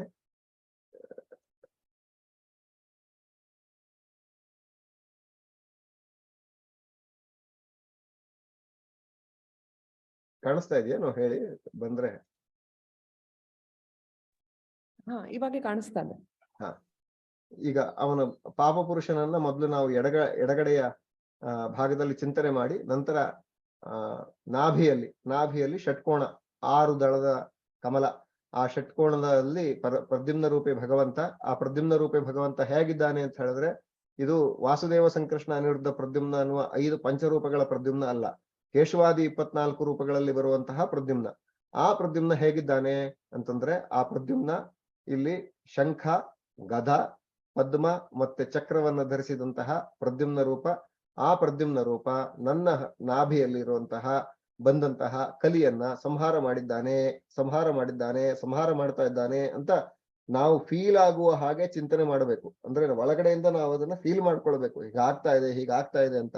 ಎಲ್ಲಾ ನಮ್ಮ ದೈಹಿಕ ಆಂತರಿಕ ಕ್ರಿಯೆಗಳಿಗೆ ನಮ್ಮ ಮನಸ್ಸೇ ಅದಕ್ಕೆ ಕಾರಣ. ನಾವು ಏನು ಯೋಚನೆ ಮಾಡ್ತೇವೋ ಅದಕ್ಕೆ ಸರಿಯಾದ ಫಲ ಸಿಗ್ತದೆ. ನಿಮಗೆ ಇದ್ರ ಬಗ್ಗೆ ಅನೇಕ ಕಥೆಗಳು ಗೊತ್ತಿರ್ತದೆ. ಯಾವ ವ್ಯಕ್ತಿಗೆ ಹಾವೇ ಕಚ್ಚಿಲ್ವೋ ಅಂಥವನಿಗೆ ಕಣ್ಣಿಗೆ ಬಟ್ಟೆ ಕಟ್ಟಿಬಿಟ್ಟು ಒಂದು ಸೂಜಿಯನ್ನು ಚುಚ್ಚಿ, ಈಗ ನಿನಗೆ ಹಾವು ಕಚ್ಚಿತು ಅಂತ ಹೇಳಿದಾಗ ಆ ವ್ಯಕ್ತಿ ನನಗೆ ಹಾವು ಕಚ್ಚಿತು ಅಂತ ಯೋಚನೆ ಮಾಡಿ ಅವನ ಕಾಲು ಅಷ್ಟು ಭಾಗ ಒಂಥರ ವಿಷಯುಕ್ತವಾಗಿ ಆಗಿ ಅದು ಆಮೇಲೆ ಅವನಿಗೆ ಅದು ಕ್ಯೂರ್ ಮಾಡ್ಕೊಳಕ್ಕೆ ಕಷ್ಟ ಆಗೋ ಹಾಗೆಲ್ಲ ಆದಂತಹ ಘಟನೆ ಇತ್ತೀಚೆಗೆ ಅದೊಂದು ಸೈಂಟಿಫಿಕ್ ಎಕ್ಸ್ಪೆರಿಮೆಂಟ್ ಗಳಲ್ಲೇ ನಡೆದಿದೆ. ಅಂದ್ರೆ ಮನಸ್ಸಿಗೆ ಎಷ್ಟು ಶಕ್ತಿ ಇದೆ ಅಂತ ಹೇಳಿದ್ರೆ, ಆ ಮನಸ್ಸು ಆ ಭಾಗವನ್ನ ಅಲ್ಲಿ ವಿಷಯುಕ್ತವಾಗಿದೆ ಅಂತ ಅನ್ಕೊಂಡು ಬಿಟ್ರೆ ಮನಸ್ಸು ಆ ಭಾಗ ವಿಷವೇ ಆಗಿ ಹೋಗ್ತದೆ. ಅಂದ್ರೆ ಅಷ್ಟು ಮನಸ್ಸಿಗೆ ನಮ್ಮ ದೇಹಕ್ಕೆ ಶಕ್ತಿ ಇದೆ. ಅದರಿಂದ ನಾವು ಒಳಗಡೆ ನಮ್ಮ ದೇಹದಲ್ಲಿ ಇದ್ದಂತಹ ಎಲ್ಲ ದುಷ್ಟ ಭಾವನೆಗಳು, ದುಷ್ಟ ರೂಪದಲ್ಲಿ ಇರ್ತಕ್ಕಂತಹ ಎಲ್ಲೆಲ್ಲ ಏನೇನು ವಿಷಯಗಳಿದೆ, ಆ ವಿಷಯಗಳೆಲ್ಲವೂ ಕೂಡ ಕಲಿಯ ರೂಪದಲ್ಲಿ ಈಗ ನಾಭಿಯಲ್ಲಿ ಇರ್ತಕ್ಕಂತಹ ಪರಮಾತ್ಮ ಅದನ್ನು ಅಂದ್ರೆ ಅದನ್ನ ಕೊಲ್ತಾ ಇದ್ದಾನೆ. ಅದು ನಿರ್ಮೂಲ ಆಗ್ತಾ ಇದೆ ಅಂತ ನಾವು ತಿಳ್ಕೊಳ್ಳೋದ್ರಿಂದಲೇ ನಮ್ಮ ಎಲ್ಲ ಆ ದುಷ್ಟ ಶಕ್ತಿಗಳು, ದುಷ್ಟ ಭಾವಗಳು ನಾಶ ಆಗುತ್ತೆ. ಅಲ್ಲಿ ಅದಕ್ಕೆ ಷಟ್ಕೋಣ ಮಂಡಲ ಅನ್ನೋದು ಮುಖ್ಯ. ಯಾಕೆ ಅಂದ್ರೆ ಇದು ತಂತ್ರದಲ್ಲಿ ಮಂಡಲ ಅನ್ನೋದು ಕೂಡ ಮುಖ್ಯ. ಆ ಮಂಡಲದಲ್ಲಿ ಆ ತಂತ್ರ ಷಟ್ಕೋಣವೇ ಅದರ ತಂತ್ರ. 6 ಅರಿಷಡ್ ವರ್ಗಗಳನ್ನ ನಾಶ ಮಾಡುವಂತಹ ಮಂಡಲ ಆ ಷಟ್ಕೋಣ ಮಂಡಲ. ಆ ಮಂಡಲದಲ್ಲಿ ಕಲಿಯನ್ನ ನಾವು ನಿರ್ಮೂಲ ಮಾಡಿದ್ದಾಯ್ತು. ಇನ್ನ ನಾವು ಆ ಕಲಿಯನ್ನ ಸುಟ್ಟಾಕಬೇಕು. ಆ ಸುಟ್ಟಾಕೋದಿಕ್ಕೆ ಅಗ್ನಿಮಂಡಲ ಅದು ತ್ರಿಕೋಣ ಮಂಡಲದಲ್ಲಿ ಇರುವಂತಹದ್ದು. ಆ ಅಗ್ನಿಮಂಡಲ ತ್ರಿಕೋಣ ಮಂಡಲದಲ್ಲಿ ಪ್ರದ್ಯುಮ್ನ ರೂಪಿ ಅನಿರುದ್ಧ ರೂಪಿ ಭಗವಂತ ಅವನು ಅಲ್ಲಿ ರಕ್ತವರ್ಣನಾಗಿ ಅವನು ರಕ್ತವರ್ಣದ ತ್ರಿಕೋಣದಲ್ಲಿದ್ದಾನೆ. ಅವನು ಅನಿರುದ್ಧ ರೂಪದಿಂದ ಅದನ್ನ ಪೂರ್ಣ ಸುಟ್ಟು ಹಾಕ್ತಾನೆ. ನಂತರ ಸಂಕರ್ಷಣ ರೂಪದಲ್ಲಿ ಮೂಗಿನ ತುದಿಯಲ್ಲಿರ್ತಕ್ಕಂತಹ ಭಗವಂತ ಆ ಸುಟ್ಟು ಹಾಕಿದ ಭಸ್ಮವನ್ನ ಹೊರಗೆ ಹಾಕ್ತಾ ಇದ್ದಾನೆ ಅಂತ ನಾವು ಚಿಂತನೆ ಮಾಡ್ತಾ ನಮ್ಮ ಉಸಿರನ್ನ ದೀರ್ಘವಾಗಿ ಹೊರಗಡೆ ಬಿಡಬೇಕಾದದ್ದು ನಮ್ಮ ಬಲ ಮೂಗಿನ ಹೊಳ್ಳೆಯಿಂದ ಅಲ್ಲ, ಎಡಮೂಗಿನ ಹೊಳ್ಳೆಯಿಂದ ಹೊರಗೆ ಹಾಕಬೇಕು. ನಮ್ಮ ಎಡಭಾಗದಿಂದ ಅವನ ಸುಟ್ಟ ಭಸ್ಮ ಇಡೀ ದೇಹದಲ್ಲಿ ಏನು ಸುಟ್ಟು ಹೋಯ್ತು ಅದು ಹೊರಗಡೆ ಹೋಗಿದೆ. ನನ್ನ ದೇಹ ಇವಾಗ ಒಳಗಡೆ ಅಕಸ್ಮಾತ್ ಏನಾದ್ರೂ ಅಕಸ್ಮಾತ್ ಅಲ್ಲ, ನಮ್ಮಲ್ಲಿ ಯಾವಾಗ್ಲೂ ಇದ್ದೇ ಇರುತ್ತೆ ಅಂತ ಎಲ್ಲಾ ದುಷ್ಟ ಭಾವಗಳು ಕೂಡ ಈಗ ಸುಟ್ಟು ಹೊರಗೆ ಅದರ ಬೂದಿ ಆಯ್ತು. ಬೂದಿಯನ್ನ ಈಗ ಹೊರಗಡೆ ಹಾಕಾಗಿದೆ. ಈಗ ಒಳಗಡೆ ಕ್ಲೀನ್ ಆಗ್ಬೇಕು. ಈಗ ನಮ್ಮ ಯಾವ್ದಾದ್ರು ಒಂದು ಇಜ್ಜಲೊಲೆಯಲ್ಲಿ ಅಡಿಗೆ ಮಾಡಿದ್ರೆ ಅಲ್ಲೆಲ್ಲ ಕೆಳಗಡೆ ಬೂದಿ ಬಿದ್ದಿರುತ್ತೆ. ಅದನ್ನ ಕ್ಲೀನ್ ಮಾಡಿ ಗೋಮಯ ಹಚ್ಚಿ ಶುದ್ಧ ಮಾಡುವ ಹಾಗೆ ಈಗ ನಮ್ಮ ದೇಹದಲ್ಲಿ ಇದ್ದಂತಹ ಬೂದಿ ಎಲ್ಲ ಹೋಗ್ಬೇಕು, ಹೊರಗಡೆ ಹೋಗಾಯ್ತು. ಈಗ ಆ ಕ್ಲೀನ್ ಆಗ್ಬೇಕಲ್ಲ, ಅಲ್ಲಿ ನೀರ್ ಬಿಟ್ಟು ಕ್ಲೀನ್ ಮಾಡ್ಬೇಕು. ಹೇಗೆ ಕ್ಲೀನ್ ಮಾಡೋದು ಅಂದ್ರೆ ನಾವೀಗ ಮೇಲ್ಗಡೆ ಅಮೃತ ಸ್ರಾವ ಮಾಡೋದ್ರಿಂದ ಎಲ್ಲ ಕ್ಲೀನ್ ಆಗುತ್ತೆ. ಹಾಗಾಗಿ ನಾವು ಮೇಲೆ ಓವರ್ ಹೆಡ್ ಟ್ಯಾಂಕ್ ಬರ್ಬೇಕು. ನಮ್ಮ ತಲೆಯ ಮೇಲ್ಗಡೆ ಇರ್ತಕ್ಕಂಥ ಅಲ್ಲಿ ಸಹಸ್ರಾರ ದಳ, ಅಲ್ಲಿ 1000 ದಳದ ಪದ್ಮ ಇದೆ. ಅದು ಬಿಳಿಯಾದ ಬಣ್ಣದಿಂದ ಕೂಡಿದೆ. ಅಂತಹ ಬಿಳಿಯಾದ ಬಣ್ಣದಿಂದ ಕೂಡಿದ 1000 ದಳದ ಪದ್ಮದಲ್ಲಿ ಮಾಯಾಪತಿಯಾದಂತಹ ವಾಸುದೇವ ಕೂತ್ಕೊಂಡಿದ್ದಾನೆ. ಅವನು ನಮ್ಮ ಮೇಲೆ ಅಮೃತ ಸ್ರಾವವನ್ನು ಮಾಡ್ತಾನೆ. ಅವನು ಹೇಗೆ ನಮ್ಮ ಮೇಲೆ ಅಮೃತ ಸ್ರಾವ ಮಾಡೋದು ಅಂತ ಹೇಳಿದ್ರೆ, ಇಲ್ಲಿ ನಾವೀಗ ಅನಿರುದ್ಧ ಸುಟ್ಟಾಕಿದ್ ನೋಡಿದ್ವಿ, ಸಂಕರ್ಷಣ ಮೂಗಿಂದ ಹೊರಗೆ ಹಾಕ್ತಾ ಇರೋದನ್ನ ನೋಡ್ತಾ ಇದೀವಿ.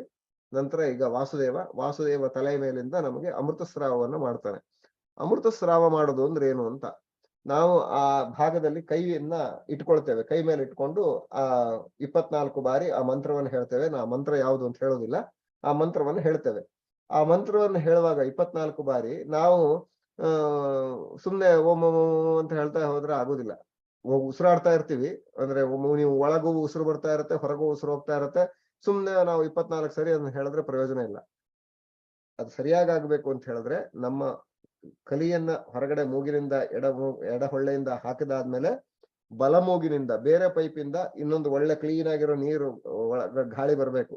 ಹಾಗಾಗಿ ಎಡಮೂಗಿನ ಹೊಳ್ಳೆಯಿಂದ ಬೂದಿಯನ್ನು ಹೊರಗೆ ಹಾಕಿದ್ದೇವೆ. ಬಲಮೂಗಿನ ಹೊಳ್ಳೆಯಿಂದ ಶುದ್ಧವಾದ ಗಾಳಿ ವಾಯುದೇವರು ನಮ್ಮಲ್ಲಿ ಬರ್ತಾ ಇದ್ದಾರೆ ಅಂತ ಚಿಂತನೆ ಮಾಡ್ತಾ ಮಾಡ್ತಾ ಆ ಗಾಳಿ ಸೀದಾ ನಮ್ಮ ಬ್ರೈನ್ಗೆ ಬಂದಿದೆ, ತಲೆಯ ಮೇಲ್ಬದಿಯಲ್ಲಿರ್ತಕ್ಕಂಥ ಸಹಸ್ರಾರಕ್ಕೆ ಬಂದಿದೆ. ಆ ಸಹಸ್ರಾರದಲ್ಲಿ ಭಗವಂತ ವಾಸುದೇವ ರೂಪಿಯಿಂದ ಇದ್ದಾನೆ. ಈಗ ಆ ವಾಸುದೇವ ರೂಪಿಯನ್ನ ನಾವು ಅಲ್ಲಿ ಧ್ಯಾನ ಮಾಡ್ತಾ ಇದ್ದೇವೆ.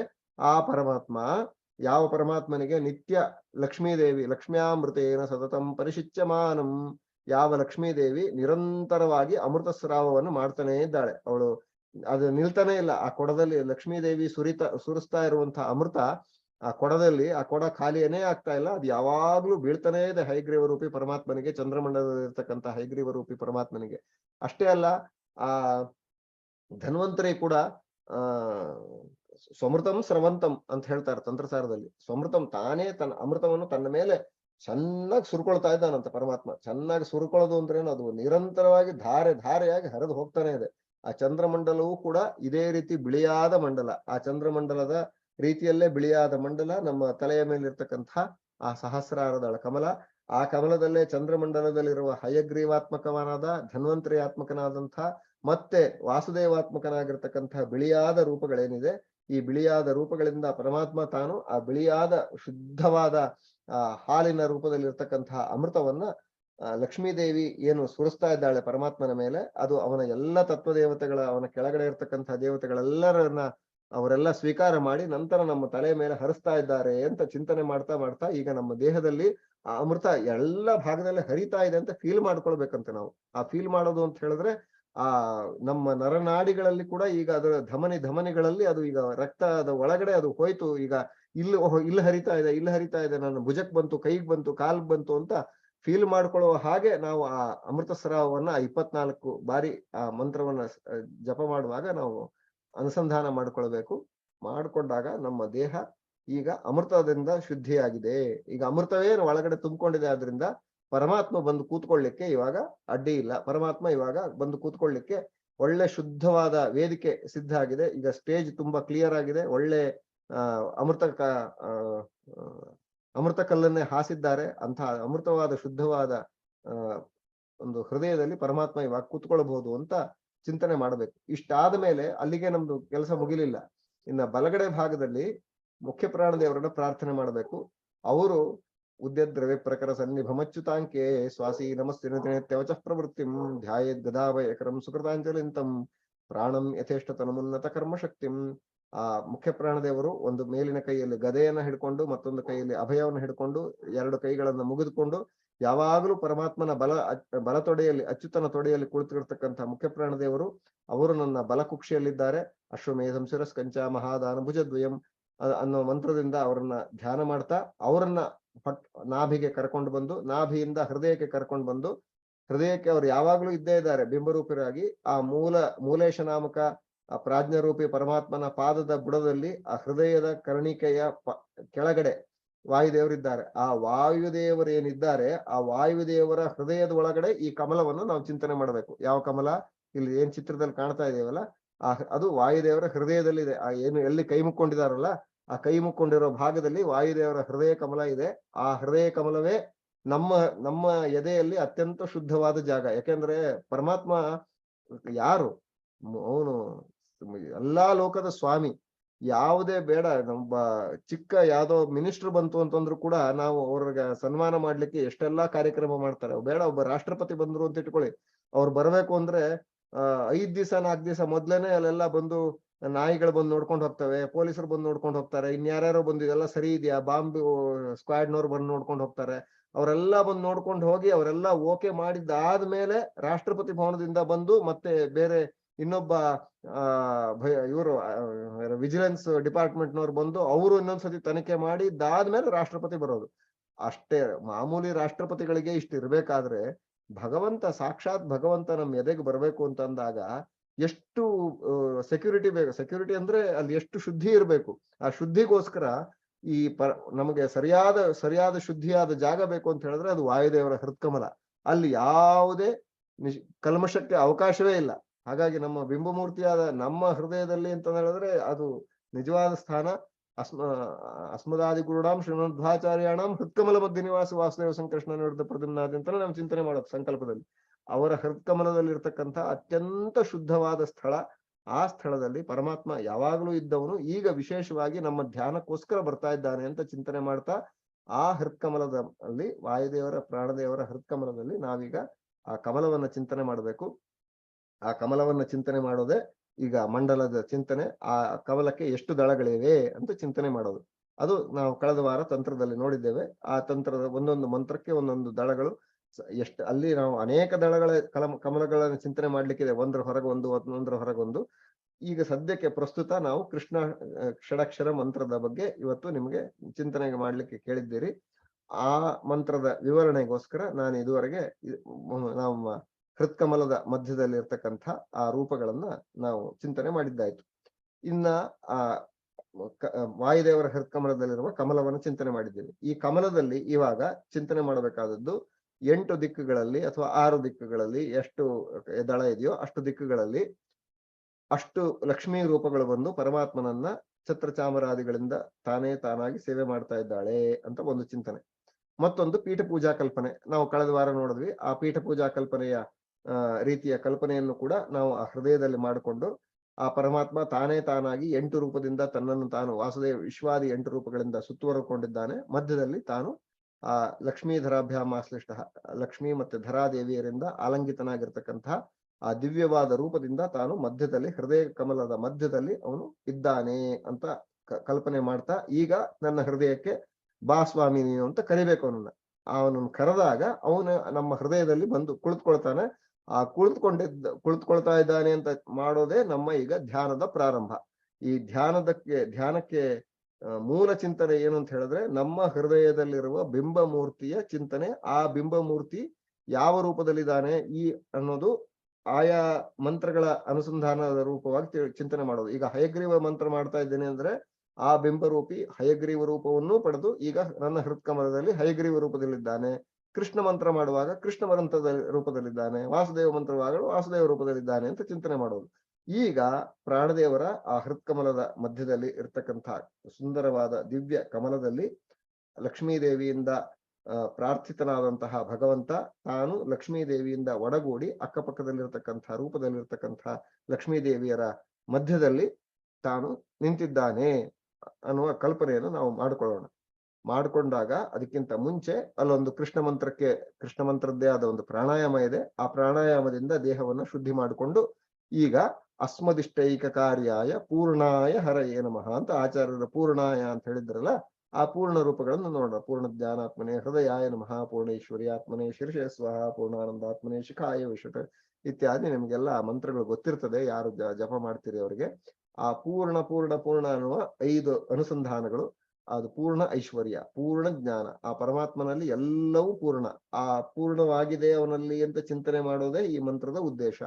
ಆ 5 ಪೂರ್ಣತೆಯನ್ನು ನಾವು ಮನಸ್ಸಿಗೆ ತಂದುಕೊಳ್ಬೇಕು. ಆ ಪೂರ್ಣವನ್ನ ನಾವು ಮೊದಲು ನಮ್ಮ ಅಂಗನ್ಯಾಸ ಕರನ್ಯಾಸ ಅಂತ ಮೊದಲು ಕರನ್ಯಾಸ ನಮ್ಮ ಜಪ ಮಾಡುವಂತಹ ಕೈಗಳಲ್ಲಿ ಪೂರ್ಣನಾಗಿದ್ದಾನೆ ಅಂತ ಬೆರಳುಗಳಲ್ಲಿ ಯೋಚನೆ ಮಾಡೋದು. ಆವಾಗ ನಮ್ಮ ಕೈಗಳು ಶುದ್ಧಿ ಆಯ್ತು. ಅಂದ್ರೆ ಜಪ ಮಾಡುವ ಕಾಲದಲ್ಲಿ ನಾವು ಸುಮ್ಮನೆ ಯಾವ್ಯಾವುದೋ ಅಂತಹದ್ದು ಅಷ್ಟು ದೊಡ್ಡ ದೇವರಿಗೆ ಶುದ್ಧಿ ಇಲ್ಲದ ಕೈಗಳಲ್ಲಿ ಮಾಡೋದ. ಹಾಗಾಗಿ ಆ ಕೈಗೆ ಚೆನ್ನಾಗಿ ಶುದ್ಧವಾಗಿರುವ ದೃಷ್ಟಿಯಿಂದ ಅಂಗನ್ಯಾಸ, ಕರನ್ಯಾಸ ಆದ್ಮೇಲೆ ಅಂಗನ್ಯಾಸ. ಎಲ್ಲಿ ಚಿಂತನೆ ಮಾಡ್ತಾ ಇದ್ದೇವೆ ಅಲ್ಲೂ ಕೂಡ ಆ ಪೂರ್ಣಾನಂದಾತ್ಮಕನಾಗಿರ್ತಕ್ಕಂಥ ಪರಮಾತ್ಮ ತನ್ನ 5 ರೂಪಗಳಿಂದ ವ್ಯಾಪಿಸಿಕೊಂಡು ಸುತ್ತಲೂ ಅದನ್ನ ರಕ್ಷಣೆ ಮಾಡ್ತಾ ಇದ್ದಾನೆ, ಮಂತ್ರವನ್ನ ರಕ್ಷಣೆ ಮಾಡ್ತಾ ಇದ್ದಾನೆ. ಯಾಕೆಂದ್ರೆ ಅವನು ಪೂರ್ಣ ಜ್ಞಾನಾತ್ಮ. ಅವನು ನನ್ನಲ್ಲಿರ್ತಕ್ಕಂಥ ಜಪಕಾಲದಲ್ಲಿರ್ತಕ್ಕಂಥ ಎಲ್ಲ ಜ್ಞಾನವನ್ನ ಕೊಡ್ತಾ ಇರೋನು ಅವನೇ ಪೂರ್ಣ ಜ್ಞಾನಾತ್ಮ. ಅವನು ಪೂರ್ಣ ಐಶ್ವರ್ಯಾತ್ಮ. ಅವನ ಐಶ್ವರ್ಯ ಅಂದ್ರೆ ಗುಣಗಳು, ಪರಮಾತ್ಮನ ಗುಣಗಳು. ಅವನ ಪೂರ್ಣ ಐಶ್ವರ್ಯ ಅಂತ ಅವನನ್ನು ಚಿಂತನೆ ಮಾಡೋದ್ರಿಂದ ನಮಗೂ ಕೂಡ ಐಶ್ವರ್ಯಾದಿಗಳು ಬರುವಂತಹದ್ದು. ಹಾಗಾಗಿ ಅವನು ಪೂರ್ಣೈಶ್ವರ್ಯಾತ್ಮ, ಪೂರ್ಣಾನಂದಾತ್ಮ. ನಮ್ಮ ಜಪದಲ್ಲಿ ನಮಗೆ ಆನಂದ ಸಿಗಬೇಕು ಅಂತ ಆದ್ರೆ ನಮ್ಗೆ ಅವನನ್ನು ಪೂರ್ಣಾನಂದ ಅಂತ ಚಿಂತನೆ ಮಾಡಬೇಕು. ಪೂರ್ಣ ತೇಜ ಆತ್ಮ, ಅವನನ್ನ ಎಲ್ಲಾ ಮಂತ್ರಗಳು ಕೂಡ ಅವನನ್ನ ಬೆಳಕು ಬೆಳಕು ಬೆಳಕು ಅಂತ ಹೊಗಳ್ತಾ ಇದೆ. ಹಾಗಾಗಿ ಆ ಬೆಳಕಿನ ಅನುಸಂಧಾನ ಬರಬೇಕು ಅಂತ ಅಂದಾಗ ಅವನ ಪೂರ್ಣ ತೇಜ ಆತ್ಮ, ಪೂರ್ಣ ಪ್ರಭಾತ್ಮ, ಅವನ ಪ್ರಭೆಯಿಂದಾಗಿ ತನ್ನ ಎಲ್ಲವನ್ನ ಬ್ರಹ್ಮಾಂಡದ ಒಳಗೂ ಹೊರಗೂ ವ್ಯಾಪಿಸಿರುವಂತ ಅನಂತ ಆನಂದಮಯ ಬೆಳಕು ಅವನು ಅಂತ ಚಿಂತನೆ ಮಾಡಿ, ಇಷ್ಟು ಚಿಂತನೆ ಮಾಡಿದಾಗ ನಮ್ಮ ಹೃದಯದ ಎಲ್ಲಾ ಭಾಗಗಳು ಕೂಡ ಶುದ್ಧವಾಗಿರ್ತದೆ. ಈಗ ನಮ್ಮ ಜಪಕಾಲ ಪ್ರಾರಂಭ ಆಯಿತು.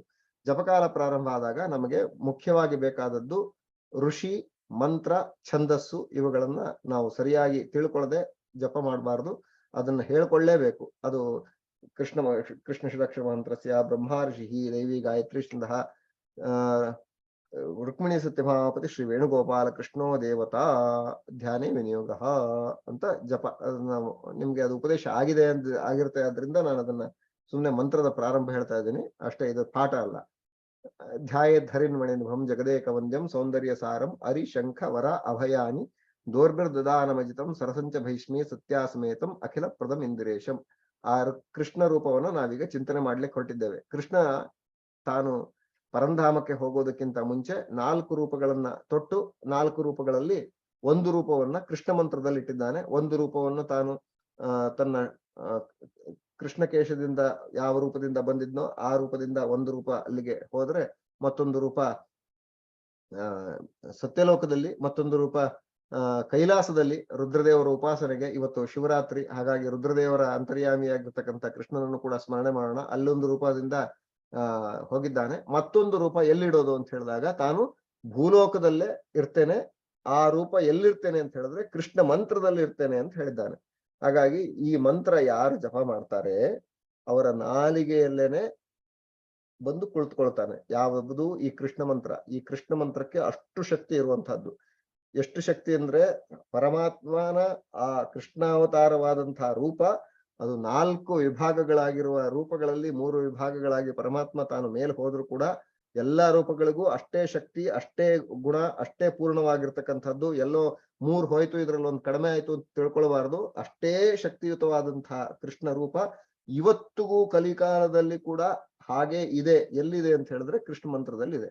ಆ ಕೃಷ್ಣ ಮಂತ್ರವನ್ನ ಈ ದೃಷ್ಟಿಯಿಂದ ನಾವು ನೋಡಿದಾಗ ಕೃಷ್ಣ ಮಂತ್ರದ ಮಹತ್ವ ಎಷ್ಟು ಅಂತ ಅರ್ಥ ಆಗ್ತದೆ. ಅಂತಹ ಕೃಷ್ಣ ಮಂತ್ರವನ್ನ ನಾವು ಆ ಗೋಪಾಲನ ಮಂತ್ರವನ್ನ ಧ್ಯಾನ ಮಾಡುವಾಗ ಆ ಪೂರ್ಣ ಶಕ್ತಿಯುತವಾದಂತಹ ನಿನ್ನ ರೂಪ ಯಾವ ಮಂತ್ರದಲ್ಲಿದೆ ಆ ಮಂತ್ರವನ್ನು ನಾನು ಚಿಂತನೆ ಮಾಡ್ತಾ ಇದ್ದೇನೆ. ನಾನು ಜಪಿಸುವ ಕಾಲದಲ್ಲಿ ನನ್ನ ಉಸಿರಾಟದಲ್ಲಿ, ನನ್ನ ನಾಲಿಗೆಯಲ್ಲಿ ನಾನು ಅಕಸ್ಮಾತ್ ಮಂತ್ರವನ್ನು ಜೋರಾಗಿ ಹೇಳಿದ್ರೆ ನನ್ನ ನುಡಿಯಲ್ಲಿ, ನನ್ನ ಧ್ವನಿಯಲ್ಲಿ ಎಲ್ಲದರಲ್ಲೂ ನೀನು ತುಂಬಿಕೊಂಡು ನನ್ನ ಒಳಗಡೆನೆ ಕೃಷ್ಣ ಮಂತ್ರದ ಆ ಪೂರ್ಣ ರೂಪನಾಗಿ ನೀನು ಒಳಗಡೆ ಪ್ರಕಾಶಗೊಳ್ಳು ಅಂತ ಅವನನ್ನು ಪ್ರಾರ್ಥನೆ ಮಾಡ್ತಾ ಇದ್ದಾಗ ಆ ರೂಪವನ್ನು ನಾವು ಹೃದಯದಲ್ಲಿ ಚಿಂತನೆ ಮಾಡ್ಲಿಕ್ಕೆ ಅನುಕೂಲ ಆಗ್ತದೆ. ಆ ಕೃಷ್ಣ ಮಂತ್ರದ ಆ ಕೃಷ್ಣಾವತಾರವನ್ನು ಕೊಂಡಂತಹ ರೂಪ ನಮ್ಮ ಹೃದಯಕ್ಕೆ ಬಂದು ನಿಂತ್ಕೊಳ್ಬೇಕು.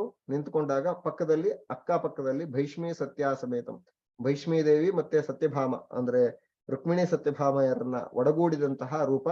ಕೃಷ್ಣ ಮಂತ್ರಕ್ಕೂ ಮತ್ತೆ 8 ರೂಪಗಳು, ಯಾವುದು ವಿಶ್ವಾದಿ 8 ರೂಪಗಳಲ್ಲೂ ಎಲ್ಲವೂ ಕೂಡ ಇದೇ ರೀತಿಯ ಆಯುಧ, ಇದೇ ರೀತಿಯ ಹಸ್ತಗಳು. ಹಾಗಾಗಿ ವಿಶ್ವಾದಿ 8 ರೂಪಗಳನ್ನು ನೆನೆಸ್ಕೊಂಡಾಗಲೂ ಇದೇ ರೂಪವನ್ನು ಚಿಂತನೆ ಮಾಡೋದು. ಕೃಷ್ಣ ಮಂತ್ರವನ್ನು ಧ್ಯಾನ ಮಾಡಿದಾಗಲೂ ಕೂಡ ಇದೇ ರೂಪ, ಶಂಖ ಚಕ್ರ ಮತ್ತೆ ಅಭಯ, ವರ ಮತ್ತೆ ಅಭಯ, ಇವುಗಳನ್ನ ಸುತ್ತಲೂ ಇರುವ ಹಾಗೆ ಅದು ಪ್ರದಕ್ಷಿಣಾಕಾರವಾಗಿ ಯೋಚನೆ ಮಾಡಬೇಕು. ಯಾವಾಗ್ಲೂ ಮೊದಲು ಚಕ್ರದಿಂದ ಪ್ರಾರಂಭ ಮಾಡಿ ಚಕ್ರ, ಶಂಖ ಮತ್ತೆ ವರ, ಅಭಯ ಇವುಗಳನ್ನ ಕಲ್ಪನೆಯನ್ನಿಟ್ಟುಕೊಂಡು ವರವನ್ನ ಚಿಂತನೆ ಮಾಡೋದ್ರಿಂದ ನಮಗೆ ಪರಮಾತ್ಮ ನಿರಂತರವಾಗಿ ನಮಗೆ ಬೇಕಾದಂತಹ ಎಲ್ಲ ಸಂಪತ್ತು, ವರ ಮತ್ತಂದ್ರೆ ಸಂಪತ್ತು, ಜ್ಞಾನ, ಬೇಕಾದಂತಹ ಎಲ್ಲ ಸೌಕರ್ಯಗಳನ್ನ ವರಮುದ್ರೆಯಿಂದ ಕೊಡ್ತಾ ಇದ್ದಾನೆ. ಅಭಯ ದೃಷ್ಟಿಯಿಂದ ಯಾವುದೇ ಭಯ ಇಲ್ಲದೆ ಪರಮಾತ್ಮನನ್ನ ನಾವು ನಂಬಿದ್ರೆ ಅವನ್ ಎಲ್ಲಾ ರೀತಿಯಿಂದ ರಕ್ಷಣೆ, ಅಜ್ಞಾನದಿಂದ ರಕ್ಷಣೆ, ರೋಗದಿಂದ ರಕ್ಷಣೆ, ಇದೆಲ್ಲ ಏನೇನು ದುಃಖಗಳಿದೆಯೋ ಎಲ್ಲಾ ದುಃಖಗಳಿಂದ ರಕ್ಷಣೆ ಆ ಪರಮಾತ್ಮನ ಅಭಯದ ಕೈ ಮಾಡ್ತಾ ಇದೆ. ಇನ್ನು ಸುದರ್ಶನ ಮತ್ತೆ ಪಾಂಚಜನ್ಯ, ಸುದರ್ಶನದರಿಂದ ನಮಗೆ ಅಜ್ಞಾನ ನಿವೃತ್ತಿಗಾಗಿ ಅದು ಉತ್ತಮವಾದ ಸುದರ್ಶನ ಮಹಾಜ್ವಾಲ, ಕೋಟಿ ಸೂರ್ಯ ಸಮಪ್ರಭ. ಅದು ಪರಮಾತ್ಮನೇ ತಾನು ಸುದರ್ಶನ ರೂಪದಿಂದ ಅಲ್ಲಿ ಕೋಟಿ ಸೂರ್ಯ ಸಮಪ್ರಭನಾಗಿ ಅದರೊಳಗಡೆ ದೇದೀಪ್ಯಮಾನವಾಗಿದ್ದಾನೆ. ಅಂತಹ ಸುದರ್ಶನ ನಮ್ಮ ಅಜ್ಞಾನದ ರಾಶಿಗಳನ್ನ ಕತ್ತಲೆಯಿಂದ ದೂರ ಮಾಡ್ತಾ ಇದೆ ಅಂತ ಚಿಂತನೆ ಮಾಡಬೇಕು. ಇನ್ನು ಪಾಂಚಜನ್ಯ ಅದರ ಧ್ವನಿ ನಾದದಿಂದಲೇ ಎಲ್ಲ ದುಷ್ಟಶಕ್ತಿಗಳು ದೂರ ಓಡ್ತವೆ. ಆ ಶಂಖನಾದ ಆಗ್ತಾ ಇದ್ರೆ ಅದರ ಸುತ್ತಲೂ ಸುಮಾರು 1 ಕಿಲೋಮೀಟರ್ ವ್ಯಾಪ್ತಿಯಷ್ಟು ದೂರದಲ್ಲಿ ಅದು ಒಳಗೆ ಬರ್ಲಿಕ್ಕೆ ಹೆದರ್ತವಂತೆ ದುಷ್ಟಶಕ್ತಿಗಳು. ಅದರ ಬಗ್ಗೆ ನೀವು ವೆಬ್ಬಲ್ಲಿ ಅಥವಾ ಬೇರೆ ಬೇರೆ ಕಡೆ ನೋಡಿ ತಿಳ್ಕೊಳ್ಬಹುದು. ಅದು ಹೇಗೆ ಆಗ್ತದೆ, ಶಂಖದ ನಾದದಿಂದ ಹೇಗೆ ದುಷ್ಟಶಕ್ತಿಗಳು ಹೋಗುತ್ತೆ ಅನ್ನೋದ್ರ ಬಗ್ಗೆ ಒಂದು ದೊಡ್ಡ ರಿಸರ್ಚೇ ಇದೆ. ಅಂಥ ಶಂಖನಾದ ಅದು ಪರಮಾತ್ಮನ ಕೈಯಲ್ಲಿರುವ ಶಂಖ ಅಂದ್ರೆ ತಾನೇ ಸ್ವತಃ ಶಂಖವಾಗಿದ್ದಾನೆ. ಜೊತೆಗೆ ಲಕ್ಷ್ಮೀದೇವಿ ಕೂಡ ಶಂಖ ರೂಪದಲ್ಲಿ ಪಾಂಚಜನ್ಯ ರೂಪದಲ್ಲಿ ಅವಳಿದ್ದಾಳೆ. ಅವರಿಬ್ಬರ ನಾದದಿಂದ ಆ ಶ್ರೀ ಸೂಕ್ತದಲ್ಲಿ ಹೇಳ್ತಾರೆ, ಆ ನಾದದಿಂದ ಹೇಗೆ ತಾನು ಬರ್ತಾ ಇದ್ದೇನೆ ಅಂತ ಲಕ್ಷ್ಮೀದೇವಿ. ಆ ಅದ್ಭುತ ಅದು. ಅದನ್ನ ಚಿಂತನೆ ಮಾಡ್ತಾ ಇದ್ರೆ ಅಂಥ ಅದ್ಭುತವಾದ ಹಸ್ತಿನಾದ ಪ್ರಬೋಧಿನೀಂ ಶ್ರೀಯಂ ದೇವೀಂ ಉಪಹ್ವಯೇ ಶ್ರೀಮಾನ್ ಅಂತ ಆ ಒಳ್ಳೆ ಆನೆಯ ನಾದದಂತೆ ಇರ್ತಕ್ಕಂಥ ಆ ಶಂಖನಾದಗಳ ಮಧ್ಯದಲ್ಲಿ ಅವಳು ಅನೇಕ ಸೈನ್ಯಗಳ ಜೊತೆಗೆ ಪರಮಾತ್ಮನನ್ನ ನೋಡ್ಲಿಕ್ಕೆ ಉತ್ಸುಕಳಾಗಿ ಓಡಿ ಓಡಿ ಬರ್ತಾ ಇದ್ದಾಳಂತೆ. ಅದನ್ನು ಶ್ರೀ ಸೂಕ್ತ ತುಂಬಾ ಅದ್ಭುತವಾಗಿ ವರ್ಣನೆ ಮಾಡುತ್ತೆ. ಅಂಥ ಪಾಂಚಜನ್ಯಕ್ಕೆ ಅಭಿಮಾನಿಯಾಗಿರ್ತಕ್ಕಂಥ ಲಕ್ಷ್ಮೀದೇವಿ ಅವಳು ಕೂಡ ಅಲ್ಲಿದ್ದಾಳೆ ಅಂತ ಚಿಂತನೆ ಮಾಡ್ತಾ ಪರಮಾತ್ಮನ ಎಡಬಲಗಳಲ್ಲಿ ಮತ್ತೆರಡು ಲಕ್ಷ್ಮೀ ರೂಪವನ್ನ ನಾವು ಕಲ್ಪಿಸಿಕೊಂಡು ಆ ಮಧ್ಯದಲ್ಲಿ ಸುಂದರನಾಗಿರ್ತಕ್ಕಂಥ ಧ್ಯಾಯೇತ್ ಹರಿನ್ ಮಣಿನಿಭಂ, ಇಂದ್ರನೀಲ ಮಣಿಯಂತೆ ಶುದ್ಧವಾದ ಕಾಂತಿ ಉಳ್ಳಂತಹ ರೂಪ, ಸೌಂದರ್ಯ ಸಾರಂ, ತುಂಬಾ ಸುಂದರ, ಅತಿ ಸುಂದರಕ್ಕೆ ಸುಂದರ, ರಸಕ್ಕೆ ರಸರೂಪ ಅಂತ ಜಗನ್ನಾಥದಾಸರು ಹೇಳೋ ಹಾಗೆ ಸುಂದರ. ಅವನು ನೋಡ್ತಾ ಇದ್ರೆ ಆ ಸೌಂದರ್ಯಕ್ಕೆ ಮತ್ತೆ ಸಾಟಿಯೇ ಇಲ್ಲದಂತಹ ಸೌಂದರ್ಯ ಸಾರಂ ಅರಿ ಶಂಖ ವರಾಭಯಾನಿ. ಅರಿ ಅಂದ್ರೆ ಚಕ್ರ, ಶಂಖ, ವರ ಅಂದ್ರೆ ಕೆಳಗಡೆ ಇರ್ತಕ್ಕಂಥ ಕೈ ಅಂದ್ರೆ ಎಡಗಡೆಯ ಕೆಳಕೈ, ಅಭಯ ಪರಮಾತ್ಮನ ಇನ್ನೊಂದು ಕೈಯಲ್ಲಿರ್ತಕ್ಕಂಥ ಅಭಯ ಕೈ. ದೋರ್ಬಿಹಿ ದದಾನು ಅಜಿತಂ ಅಜಿತಂ, ಅವನನ್ನು ಯಾರೂ ಗೆಲ್ಲಲಿಕ್ಕಾಗದಂತಹ, ತಾನೇ ತಾನಾಗಿ ತನ್ನನ್ನ ಗೆದ್ದುಕೊಂಡು ಬಂದಂತಹ ವಿಜಯನಾಗಿರ್ತಕ್ಕಂತಹ ಆ ಪರಮಾತ್ಮನನ್ನ ಸತ್ಯಾಸಮೇತಂ ಅಖಿಲ ಪ್ರದಮಿಂದಿರೇಶಂ ಇಲ್ಲಿ ಎಲ್ಲವನ್ನು ಕೊಡ್ತಾನೆ. ಆ ಎಲ್ಲವನ್ನು ಕೊಡ್ತಾನೆ ಎನ್ನುವ ಈ ಮಂತ್ರದ ಅರ್ಥವನ್ನೇ ಆಚಾರ್ಯರು ಅಸ್ಮದಿಷ್ಟೈಕ ಕಾರ್ಯಾಯ ಪೂರ್ಣಾಯ, ಆ ಮಂತ್ರದಿಂದ ಅಸ್ಮದಿಷ್ಟೈಕ ಕಾರ್ಯಾಯ ಅನ್ನೋದನ್ನ ಏನು ಅರ್ಥ ಇದೆ ಅದನ್ನ ಇಲ್ಲಿ ಹೇಳ್ತಾ ಇದ್ದಾರೆ. ಅಖಿಲಪ್ರದ, ನಮಗೆಲ್ಲವನ್ನು ಕೊಡುವವನು, ಅಸ್ಮದಿಷ್ಟವನ್ನೆಲ್ಲವನ್ನು ಕೊಡುವವನೇ. ಅದರಿಂದ ಅವನು ಅಖಿಲಪ್ರದನಾದಂತಹ ಭಗವಂತನನ್ನ ಪೂರ್ಣ ಅಂತ ಚಿಂತನೆ ಮಾಡೋಣ. ಅಂತಹ ಚಿಂತನೆ ನಮ್ಮ ಕೃಷ್ಣ ಮಂತ್ರ ಕಾಲದಲ್ಲಿ ಬರಬೇಕು. ಅದು ಭೂಮಿಯನ್ನ ರಕ್ಷಣೆ ಮಾಡ್ಲಿಕ್ಕೆ ಬಂದಂತಹ ರೂಪ ಇದು ಅನ್ನೋದೊಂದು ಚಿಂತನೆ. ಕಪ್ಪಾದ ನೀಲಮೇಘ ಕಾಂತಿ ಇರ್ತಕ್ಕಂತಹ ದೇಹವುಳ್ಳವನು ಅಂತ ಒಂದು, ಆ ದ್ರೌಪದಿ ದೇವಿಗೆ ಸಹಾಯ ಮಾಡಿದಂತಹ ಅದ್ಭುತವಾದಂತಹ ಪರಮಾತ್ಮನ ರೂಪ ಅಂತ ಮತ್ತೊಂದು ಅರ್ಥ. ಆ ಇಡೀ ಜಗತ್ತನ್ನ ತನ್ನ ನಗುವಿನಿಂದ ಆಕರ್ಷಣೆ ಮಾಡುವಂಥವನು ಅಂತ ಒಂದು ರೂಪ. ಎಲ್ಲರ ಮನಸ್ಸನ್ನು ಸೂರೆಗೊಳ್ಳುವಂಥವನು ಒಂದು ಅರ್ಥ. ಎಲ್ಲರ ಹೃದಯದಲ್ಲಿ ಇನ್ನೊಬ್ಬರ ಬಗ್ಗೆ ಪ್ರೀತಿಯನ್ನ ಹುಟ್ಟಿಸುವವನು, ಅದನ್ನ ಒಳಗಡೆ ಇದ್ದು ದ್ವೇಷವನ್ನು ಹುಟ್ಟಿಸುವವನು ಎಲ್ಲವನ್ನೂ ಅವನೇ. ಆ ನಿಯಾಮಕ ಶಕ್ತಿಯೂ ಅವನೇ, ಅದನ್ನ ಬಂಧನ ಶಕ್ತಿಯೂ ಅವನೇ, ಮೋಚಕ ಶಕ್ತಿಯೂ ಅವನೇ. ಅದರಿಂದ ಕೃಷ್ಣ ಅಂದ್ರೆ ಆ ಆಕರ್ಷಣೆಯನ್ನು ಉಂಟು ಮಾಡುವವನು ಅವನೇ. ನಮಗೊಂದು ಯಾವ್ದಾದ್ರು ಪದಾರ್ಥ ಇಷ್ಟ ಆಗ್ತಾ ಇದೆ ಅಂದ್ರೆ ಆ ಇಷ್ಟಕ್ಕೆ ಕಾರಣನೂ ಅವನೇ. ಆ ರೀತಿಯಾಗಿ ಪರಮಾತ್ಮ ಎಲ್ಲಕ್ಕೂ ಕಾರಣನಾದವನು ಅಂತ ಚಿಂತನೆ ಮಾಡುವಂಥದ್ದು. ಹೀಗೆ ಅನೇಕ ಅರ್ಥಗಳು ಕೃಷ್ಣ ಮಂತ್ರಕ್ಕೆ ಇದೆ. ಅಂತಹ ಅರ್ಥಗಳನ್ನ ಎಷ್ಟು ಸಾಧ್ಯವೋ ಅಷ್ಟು ಅನುಸಂಧಾನ ಮಾಡ್ಕೊಳ್ತಾ ಕೃಷ್ಣ ಮಂತ್ರ ಕಾಲದಲ್ಲಿ ಆ ಕೃಷ್ಣಾವತಾರದ ರೂಪಗಳ ಕಲ್ಪನೆಗಳು ನಮಗೇನಾದ್ರೂ ಬಂದ್ರೆ ಅವುಗಳನ್ನು ಈ ಮೂಲ ರೂಪದೊಂದಿಗೆ ಚಿಂತನೆ ಮಾಡ್ತಾ ನಾವು ನಮ್ಮ ಜಪವನ್ನ ಮಾಡುವಂತಹದ್ದು. ಜಪ ಕಾಲದಲ್ಲಿ ಆಸನ ಭಂಗ ಆಗದೇನೆ ಯಾವುದೇ ಶಬ್ದಗಳು ಹೊರಗಡೆಯಿಂದ ಕೇಳಿದ್ರು ಏನೇ ಮಾಡಿದ್ರು ಆ ಒಂದು ಕಾಲವನ್ನ ನಮ್ಮ ಪ್ರೈವೇಸಿ, ಅದು ನಮ್ಮದೇ ಆದ ಪ್ರೈವೇಟ್ ಟೈಮ್ ಅಂತ ಇಟ್ಕೊಳ್ಬೇಕು. ಎಲ್ಲದಕ್ಕೂ ನಮಗ್ ಟೈಮ್ ಇರುತ್ತೆ. ನಮ್ಮದೇ ಆದ ಕೆಲಸಕ್ಕೆ ಇದು ಆತ್ಮೋಪಾಸನೆ. ಇದು ನಮ್ಮ ಹೃದಯದಲ್ಲಿರುವ ಪರಮಾತ್ಮನನ್ನ ಉಪಾಸನೆ ಮಾಡಿ ನಾವು ಮುಂದೆ ಮೋಕ್ಷಕ್ಕೆ ಹೋಗುವಂತ ಸಾಧನೆಗೆ ಬೇಕಾದಂತಹ ಕಾಲ ಇದು. ಆ ಟೈಮಿಗೆ ಮಾತ್ರ ನಮಗ್ ಟೈಮ್ ಇರಲ್ಲ. ಆ ಟೈಮಲ್ಲೇ ಮೊಬೈಲ್ ರಿಂಗ್ ಆಗತ್ತೆ, ಆ ಟೈಮಲ್ಲೇ ಯಾರೋ ಬರ್ತಾರೆ, ಯಾರೋ ಮಾತಾಡಿಸ್ತಾರೆ, ಏನೋ ಒಂದಾಗತ್ತೆ. ಮಧ್ಯ ಮಾತಾಡೋದು ಜಪ ಮಾಡೋದನ್ನ ಬಿಟ್ಟು ನಾವು ಆಯ್ತು ಅಲ್ಲಿದೆ ಇಲ್ಲಿದೆ ಅಂತ ಏನೋ ಒಂದು ಉತ್ತರ ಕೊಟ್ಟು ಆ ಜಪವನ್ನು ಹಾಳು ಮಾಡ್ಕೊಳ್ತೇವೆ. ಹಾಗಾಗಿ ಮೊದಲೇ ನಿಬಂಧನೆ ಮಾಡಿ ನಾನೀಗ ಜಪ ಕೂತ್ಕೊಳ್ತಾ ಇದ್ದೇನೆ, ಯಾರು ನನಗೆ ಇಷ್ಟು ಕಾಲದಿಂದ ಇಷ್ಟು ಕಾಲದವರೆಗೆ ಯಾರು ಮಾತಾಡಿಸ್ಬೇಡಿ ಅಂತ ಬೇಕಾದ್ರೆ ಹೇಳಿ ಜಪ ಕೂತ್ಕೊಳ್ಳಿ. ಜಪ ಕೂತ್ಕೊಂಡು ಶುದ್ಧವಾದ ಕಾಲ ಅಂತ ಚಿಂತನೆ ಮಾಡ್ತಾ ಈ ಕಾಲದಲ್ಲಿ ಎಲ್ಲ ಪರಮಾತ್ಮನ ಒಂದು ಸಪರಿವಾರಗಳು ಕೂಡ ಪರಮಾತ್ಮನ ಹೃದಯ ಮಂಟಪದಲ್ಲಿ ಅವನು ಒಳಗಡೆ ಇದ್ರೆ ಅವನ ಸುತ್ತಲೂ ಅವನ ಸೇವೆ ಮಾಡ್ಲಿಕ್ಕೆ ಆ ಮಂಟಪದ ಸುತ್ತಲೂ ನಮ್ಮ ಹೃದಯ ಮಂಟಪದಲ್ಲಿ ಕುಳಿತುಕೊಂಡಿದ್ದಾರೆ ಅಂತ ಅದೇ ಕಾಲದಲ್ಲಿ ಚಿಂತನೆ ಮಾಡೋದ್ರಿಂದ ನಮ್ಮ ಎಲ್ಲ ತತ್ವಾಭಿಮಾನಿ ದೇವತೆಗಳ ವರಪ್ರಸಾದಕ್ಕೂ ನಾವು ಕಾರಣರಾಗ್ತೀವಿ. ಹಾಗಾಗಿ ಆ ಚಿಂತನೆ ಮಾಡುವಾಗ ಇಷ್ಟು ಮಂತ್ರದ ಅನುಸಂಧಾನ ಚಿಂತನೆಗಳನ್ನ ಮಾಡೋಣ. ಇದಕ್ಕೆ ಬೇಕಾದಷ್ಟು ಅರ್ಥಗಳಿದೆ. ಸುಮ್ಮನೆ ನನ್ನ ಬುದ್ಧಿಗೆ ತೋಚಿದ ಒಂದು ಸಾಂಪ್ರದಾಯಿಕವಾಗಿ ಏನು ಕೇಳ್ಕೊಂಡು ಬಂದಿದ್ದೇವೆ ಅದರ ಆಧಾರದ ಮೇಲೆ ಕೆಲವು ವಿಷಯಗಳನ್ನ ಇಲ್ಲಿ ಹೇಳೋ ಪ್ರಯತ್ನ ಮಾಡಿದ್ದೇನೆ. ಅದರ ಜೊತೆಗೆ ಕೃಷ್ಣ ಮಂತ್ರ ಜಪ ಮಾಡಿದ್ದ ನಂತರ ಅದೇ ರೀತಿ ಮತ್ತೆ ಅಂಗನ್ಯಾಸ, ಕರನ್ಯಾಸ ಇತ್ಯಾದಿಗಳನ್ನ ಮಾಡಿ ಪ್ರಾಣಾಯಾಮವನ್ನ ಮತ್ತೆ ಮಾಡಿ ಕೃಷ್ಣಾರ್ಪಣವನ್ನು ಹೇಳಿ ನಂತರ ನಾವು ಮುಂದಿನ ನಮ್ಮ ಆಚರಣೆಗಳೇನಿರುತ್ತೋ ಅದನ್ನು ಮಾಡುವಂತಹದ್ದು. ಆ ಕೃಷ್ಣ ಮಂತ್ರದ ಜಪ ಕಾಲದಲ್ಲಿ ಮಾತ್ರ ಆ ಪರಮಾತ್ಮನ ಗುಣಗಳು ಅನುಸಂಧಾನ ಮಾಡ್ತಾ ಆ ಧ್ಯೇಯ ರೂಪ ಏನ್ ಹೇಳಿದ್ದಾರೆ ಆ ರೂಪ ನಮ್ಮ ಕಣ್ಣೆದುರಿಗೆ ಬರುವ ಹಾಗೆ ಬೇಕಾದ್ರೆ ಒಂದು ಈ ಚಿತ್ರವನ್ನ ಕಳಿಸ್ಕೊಡ್ತೇನೆ. ಇದೇನ್ ಪೂರ್ಣ ಅಂತಲ್ಲ, ಏನೂ ಇಲ್ಲದೆ ಇರೋದಕ್ಕಿಂತ ಏನೋ ಒಂದು ಇದೆ ಅಂತ ಅನ್ನೋದಕ್ಕಷ್ಟೇ ಒಂದು ರೆಫರೆನ್ಸ್ ಪಾಯಿಂಟ್ ಅಷ್ಟೇ ಅದು. ಅದನ್ನ ಇಟ್ಟುಕೊಂಡು ನಾವು ಒಂದಿಷ್ಟು ಜಪವನ್ನ ಮಾಡಿ ಆ ಜಪದಿಂದ ಸಿದ್ಧಿ ಗ್ಯಾರಂಟಿ ಇದೆ ಅನ್ನೋದ್ರಲ್ಲಿ ಸಂಶಯನೇ ಇಲ್ಲ. ಯಾಕಂದ್ರೆ ನಾವು ಸ್ವಲ್ಪ ಸೀರಿಯಸ್ ಆಗಿ ಒಂದು 10 ದಿವಸ, 12 ದಿವಸ, 48 ದಿವಸ ಮಾಡಿದ್ರೆ ಫಲ ಕಾಣ್ತಾನೆ ಹೋಗ್ತೀವಿ. ಅದು ಕಾಣೋದಕ್ಕೊಂದು ಕಣ್ಣು ಬೇಕು. ಆ ಕಣ್ಣಿದ್ದಾಗ ಅದು ಖಂಡಿತ ಕಾಣ್ತದೆ. ನಾವು ಆಗುವ ಎಲ್ಲ ಒಳ್ಳೆಯ ವಿಷಯಗಳಲ್ಲಿ ಇದರಿಂದಾಗಿ ಆಗ್ತಾ ಇದೆ ಅನ್ನೋ ಅನುಸಂಧಾನ ಬರಬೇಕು. ಬಂದಾಗ ನಮಗೆ ಅಂಥ ವ್ಯಕ್ತಿಗಳಿಗೆ ಅದು ಅನುಸಂಧಾನ ಇದ್ದವರಿಗೆ ಅದು ಗೊತ್ತಾಗ್ತಾ ಹೋಗ್ತದೆ.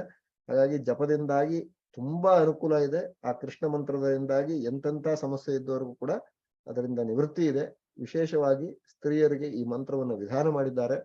ಈ ಮಂತ್ರವನ್ನ ಅವರ ಬೇರೆ ಕಾಲದಲ್ಲಿ ಹೊರತುಪಡಿಸಿ ಅಂದ್ರೆ 3 ದಿವಸಗಳಲ್ಲಿ ಹೊರತುಪಡಿಸಿ ಉಳಿದ ಕಾಲದಲ್ಲಿ ತುಂಬಾ ಶುದ್ಧವಾಗಿ ಮಂತ್ರವನ್ನು ಜಪ ಮಾಡೋದ್ರಿಂದ ಅವರಿಗೆ ಎಲ್ಲ ರೀತಿಯ ಅನುಗ್ರಹ ಪರಮಾತ್ಮನಿಂದ ಆಗ್ತದೆ. ಹರಿವಾಯುಗಳ ಅನುಗ್ರಹ ಆಗ್ತದೆ.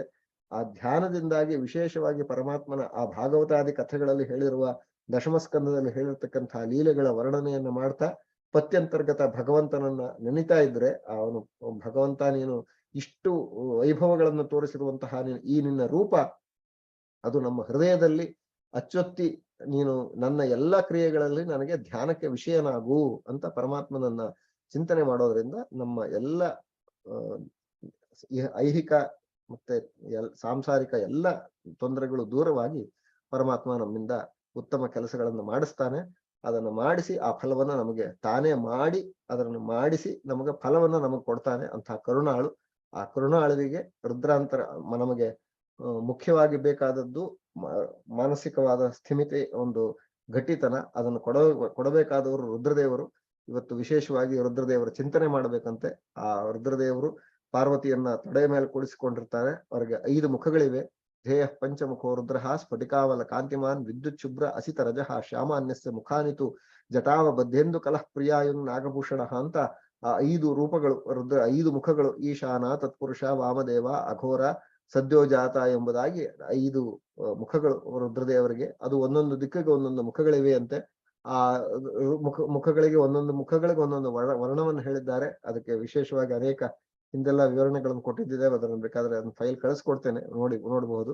ಅಂತಹ ರುದ್ರದೇವರ ಆ ಒಂದು ಚಿಂತನೆಯನ್ನ ಮಾಡ್ತಾ ರುದ್ರದೇವರು ಕೈಯಲ್ಲಿ ಒಂದು ಶೂಲವನ್ನ ಮತ್ತೆ ಜಿಂಕೆಯನ್ನ ಧರಿಸಿದ್ದಾರೆ. ತೊಡೆಯ ಮೇಲೆ ಪಾರ್ವತಿ ದೇವಿ ಕೂತ್ಕೊಂಡಿದ್ದಾಳೆ.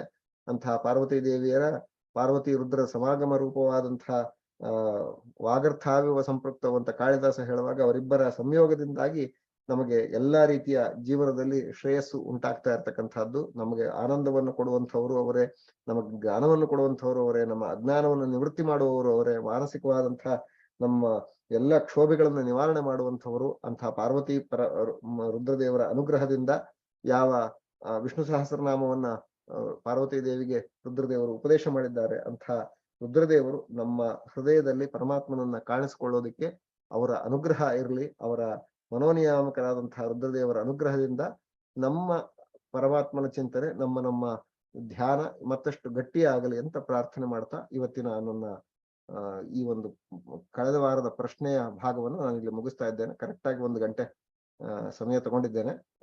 ಯಾವ್ದಾದ್ರು ಪ್ರಶ್ನೆ ಇದ್ರೆ ನಿಮಗೆ ಪ್ರಶ್ನೆಯನ್ನು ಉತ್ತರಿಸ್ಬಿಟ್ಟು ಇವತ್ತಿನ ಕ್ಲಾಸ್ ಮುಗಿಸೋಣ. ಮುಂದಿನ ವಾರದಿಂದ ಯಥಾ ಪ್ರಕಾರ ಇಂಗ್ಲಿಷ್ನಲ್ಲಿ ನನ್ನ ತಂತ್ರಸಾರದ ಕಾರ್ಯಕ್ರಮವನ್ನು ನಾನು ಮುಂದುವರಿಸ್ತೇನೆ.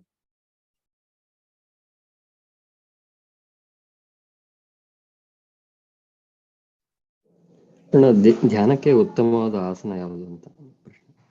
ಧ್ಯಾನಕ್ಕೆ ಉತ್ತಮವಾದ ಆಸನ ನಿಮಗೆ ಯಾವ ಅನುಕೂಲವಾದ ಆಸನವೋ ಅದೇ. ಅದು ಈಗ ಪದ್ಮಾಸನ, ಶುದ್ಧ ಪದ್ಮಾಸನ, ಬದ್ಧ ಪದ್ಮಾಸನ ಅಂತ ಬೇರೆ ಬೇರೆ ಆಸನಗಳು ಉಂಟು. ಆ ಆಸನಗಳಲ್ಲಿ ತುಂಬಾ ಹೊತ್ತು ಕೂತ್ಕೊಳ್ಳಿಕ್ಕೆ ಆಗೋದಾದ್ರೆ ಸರಿ. ಒಂದ್ ವೇಳೆ ನಮ್ಗೆ ಅಷ್ಟು ಶುದ್ಧ ಪದ್ಮಾಸನದಲ್ಲಿ ನಮ್ಗೆ ಅಷ್ಟೊತ್ತು ಕೂತ್ಕೊಳ್ಳಿಕ್ಕೆ ಆಗ್ಲಿಲ್ಲ ಅಂತ ಅಂದಾಗ ಆಸನ ಯಾವುದು ಅಂತ ನಿರ್ಣಯ ಮಾಡೋದು ಕಷ್ಟ ಆಗ್ತದೆ. ಹಾಗಾಗಿ ನಮಗೆ ಯಾವ ಆಸನದಲ್ಲಿ ಸುಲಭವಾಗಿ ಕಾಲ್ ನೋವಿಲ್ಲದೆ ಕೂತ್ಕೊಳ್ಳಿಕ್ಕೆ ಅನುಕೂಲ ಆಗ್ತದೋ ಆ ಆಸನವನ್ನ ನಾವು ಧ್ಯಾನಕ್ಕೆ ಉಪಯೋಗಿಸ್ಕೊಳ್ಬಹುದು.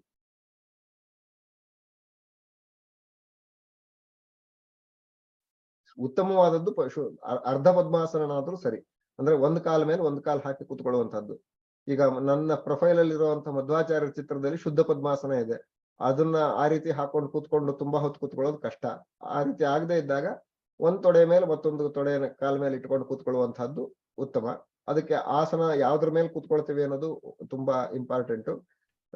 ಸಾಮಾನ್ಯ ಕೆಲವರು ಆಸನಕ್ಕೆ ಕೃಷ್ಣಾಸನ ಬಳಸ್ತಾರೆ, ಕೆಲವರು ದರ್ಭಾಸನ ಬಳಸ್ತಾರೆ, ಕೆಲವರು ಧಾವಳಿ ಬಳಸ್ತಾರೆ. ಏನಾದ್ರೂ ಆಗ್ಲಿ ಒಟ್ಟು ಭೂಸ್ಪರ್ಶ ಆಗದೆ ಇರುವ ಹಾಗೆ, ನೆಲದ ಸ್ಪರ್ಶ ಆಗದೆ ಇರುವ ಹಾಗೆ, ಆದಷ್ಟು ನೆಲದಿಂದ ಎತ್ತರ ಇರುವ ಹಾಗೆ ಉತ್ತಮವಾದ ಆಸನದಲ್ಲಿ ಕೂತ್ಕೊಳ್ಬೇಕು. ಬೆನ್ನನ್ನ ಗೋಡೆಗೆ ಒರ್ಕೊಳ್ಬಹುದು ಬೇಕಾದ್ರೆ, ತುಂಬಾ ಹೊತ್ತು ಆಗುದಿಲ್ಲ ಅಂತಾದ್ರೆ ಇಲ್ಲದೆ ಇರುವ ಹಾಗೆ ಒರಕೊಳ್ಳದೆ ಸ್ಟ್ರೈಟ್ ಆಗಿ ಕೂತ್ಕೊಳ್ಳೋದು ಇನ್ನೂ ಮುಖ್ಯ. ಪ್ರಾಣಾಯಾಮ ಮಾಡಬೇಕಾದ್ರೆ ಯಾವತ್ತು ಒರಕೊಂಡು ಕೂತ್ಕೊಂಡು ಪ್ರಾಣಾಯಾಮ ಮಾಡಬಾರದು. ಸ್ಟ್ರೈಟ್ ಆಗಿರ್ಬೇಕು. ಮತ್ತೆ ಟ್ಯೂಬ್ 90 ಡಿಗ್ರಿ ಆಂಗಲ್ ಅಲ್ಲಿ ಕರೆಕ್ಟ್ ಆಗಿರ್ಬೇಕು. ಗಂಟ್ಲನ್ನು ಬಗ್ಗಿಸಬಾರದು. ಈ ರೀತಿಯಾಗಿ ಪ್ರಾಣಾಯಾಮಕ್ಕೆ ಕೆಲವು ನಿಯಮಗಳಿದೆ. ಅದರ ಪ್ಯಾರಾಮೀಟರ್ಸ್ ಅನ್ನು ಕರೆಕ್ಟ್ ಆಗಿ ಇಟ್ಕೊಂಡು ಪ್ರಾಣಾಯಾಮ ಧ್ಯಾನವನ್ನು ಮಾಡುವಾಗ ಆಸನ ಅದಕ್ಕೆ ಸರಿಯಾಗಿ ಹಿತವಾಗುವಂತಹ ಆಸನವನ್ನ ನೀವು ಕಲ್ಪನೆ ಮಾಡ್ಕೊಳ್ಬಹುದು. ಕೆಲವರಿಗೆ ಎರಡು ಚಕ್ಲ ಮಕ್ಕಳು ಹಾಕೊಂಡು ಕೂತ್ಕೊಳ್ಳಿಕ್ಕೆ ಕಷ್ಟ ಆಗ್ತಾ ಇದೆ, ಕಾಲ್ ಮಡಿಸ್ಲಿಕ್ಕೆ ಆಗ್ತಾ ಇಲ್ಲ, ವಯಸ್ಸಾಗಿದೆ, ಸಮಸ್ಯೆ ಇದೆ ಅಂತಂದಾಗ ನಿಮಗೆ ಯಾವ ಆಸನ ಸುಖವಾದ ಆಸನವೋ, ಕುರ್ಚಿ ಮೇಲೆ ಕೂತ್ಕೊಂಡ ಆಸನವೇ ನಮಗೆ ಸುಖವಾದ ಆಸನ ಅಂದ್ರೆ ಅದೇ ಆಸನದಲ್ಲಿ ಮಾಡ್ಬೋದು. ಪೇಜಾವರ ಸ್ವಾಮಿಗಳಿಗೆ ಇತ್ತೀಚೆಗೆ ಅವರು ದೊಡ್ಡವರು, ಅವ್ರಿಗೆ ಆಕ್ಸಿಡೆಂಟ್ ಆಗಿ ಬಂದು ಸಮಸ್ಯೆ ಆದಾಗ 3 ತಿಂಗಳ ಕಾಲ ಮಲ್ಕೊಂಡಿದ್ದಾಗ್ಲೇನೆ, ಅವರು ಮಲ್ಕೊಂಡಲ್ಲೇನೆ ಜಪ ಬಿಡ್ಲಿಲ್ಲ. ಮಲ್ಕೊಂಡಿದ್ದಾದ್ರೂ ಸರಿ, ಆಗ ಅದೇ ಆಸನ ಅವ್ರಿಗೆ ಸರಿಯಾದ ಆಸನ. ಯಾಕೆಂದ್ರೆ ಅದನ್ನ ಬಿಟ್ಟು ಬೇರೆ ಆಸನದಲ್ಲಿ ಅವ್ರಿಗೆ ಕೂತ್ಕೊಳ್ಳಿಕ್ಕೆ ಆಗ್ತಾ ಇಲ್ಲ. ಹಾಗಾಗಿ ನನ್ನ ಬೇರೆ ಆಸನದಲ್ಲಿ ಕೂತ್ಕೊಳ್ಳಿಕ್ಕೆ ಆಗ್ತಾ ಇಲ್ಲ ಅನ್ನೋ ಕಾಲಕ್ಕೆ ಅವರು ಜಪ ಬಿಡ್ಲಿಲ್ಲ. ಯಾವ ಆಸನ ಸುಖವೋ ಆ ಆಸನದಲ್ಲೇ ಜಪ ಮಾಡುವಂಥದ್ದು.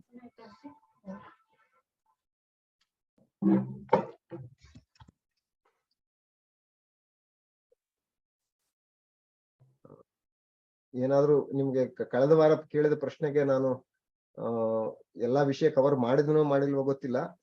ಸಾಕಷ್ಟು ಆದಷ್ಟು ಎಲ್ಲಾ ವಿಷಯಗಳನ್ನು ಕವರ್ ಮಾಡೋ ಪ್ರಯತ್ನ ಮಾಡಿದ್ದೀನಿ. ಕಳೆದ ವಾರ ಒಂದಿಬ್ರು ಪ್ರಶ್ನೆ ಕೇಳಿದ್ರು, ನನ್ಗೆ ಯಾರು ಕೇಳಿದ್ರು ಮರ್ತೋಗಿದೆ.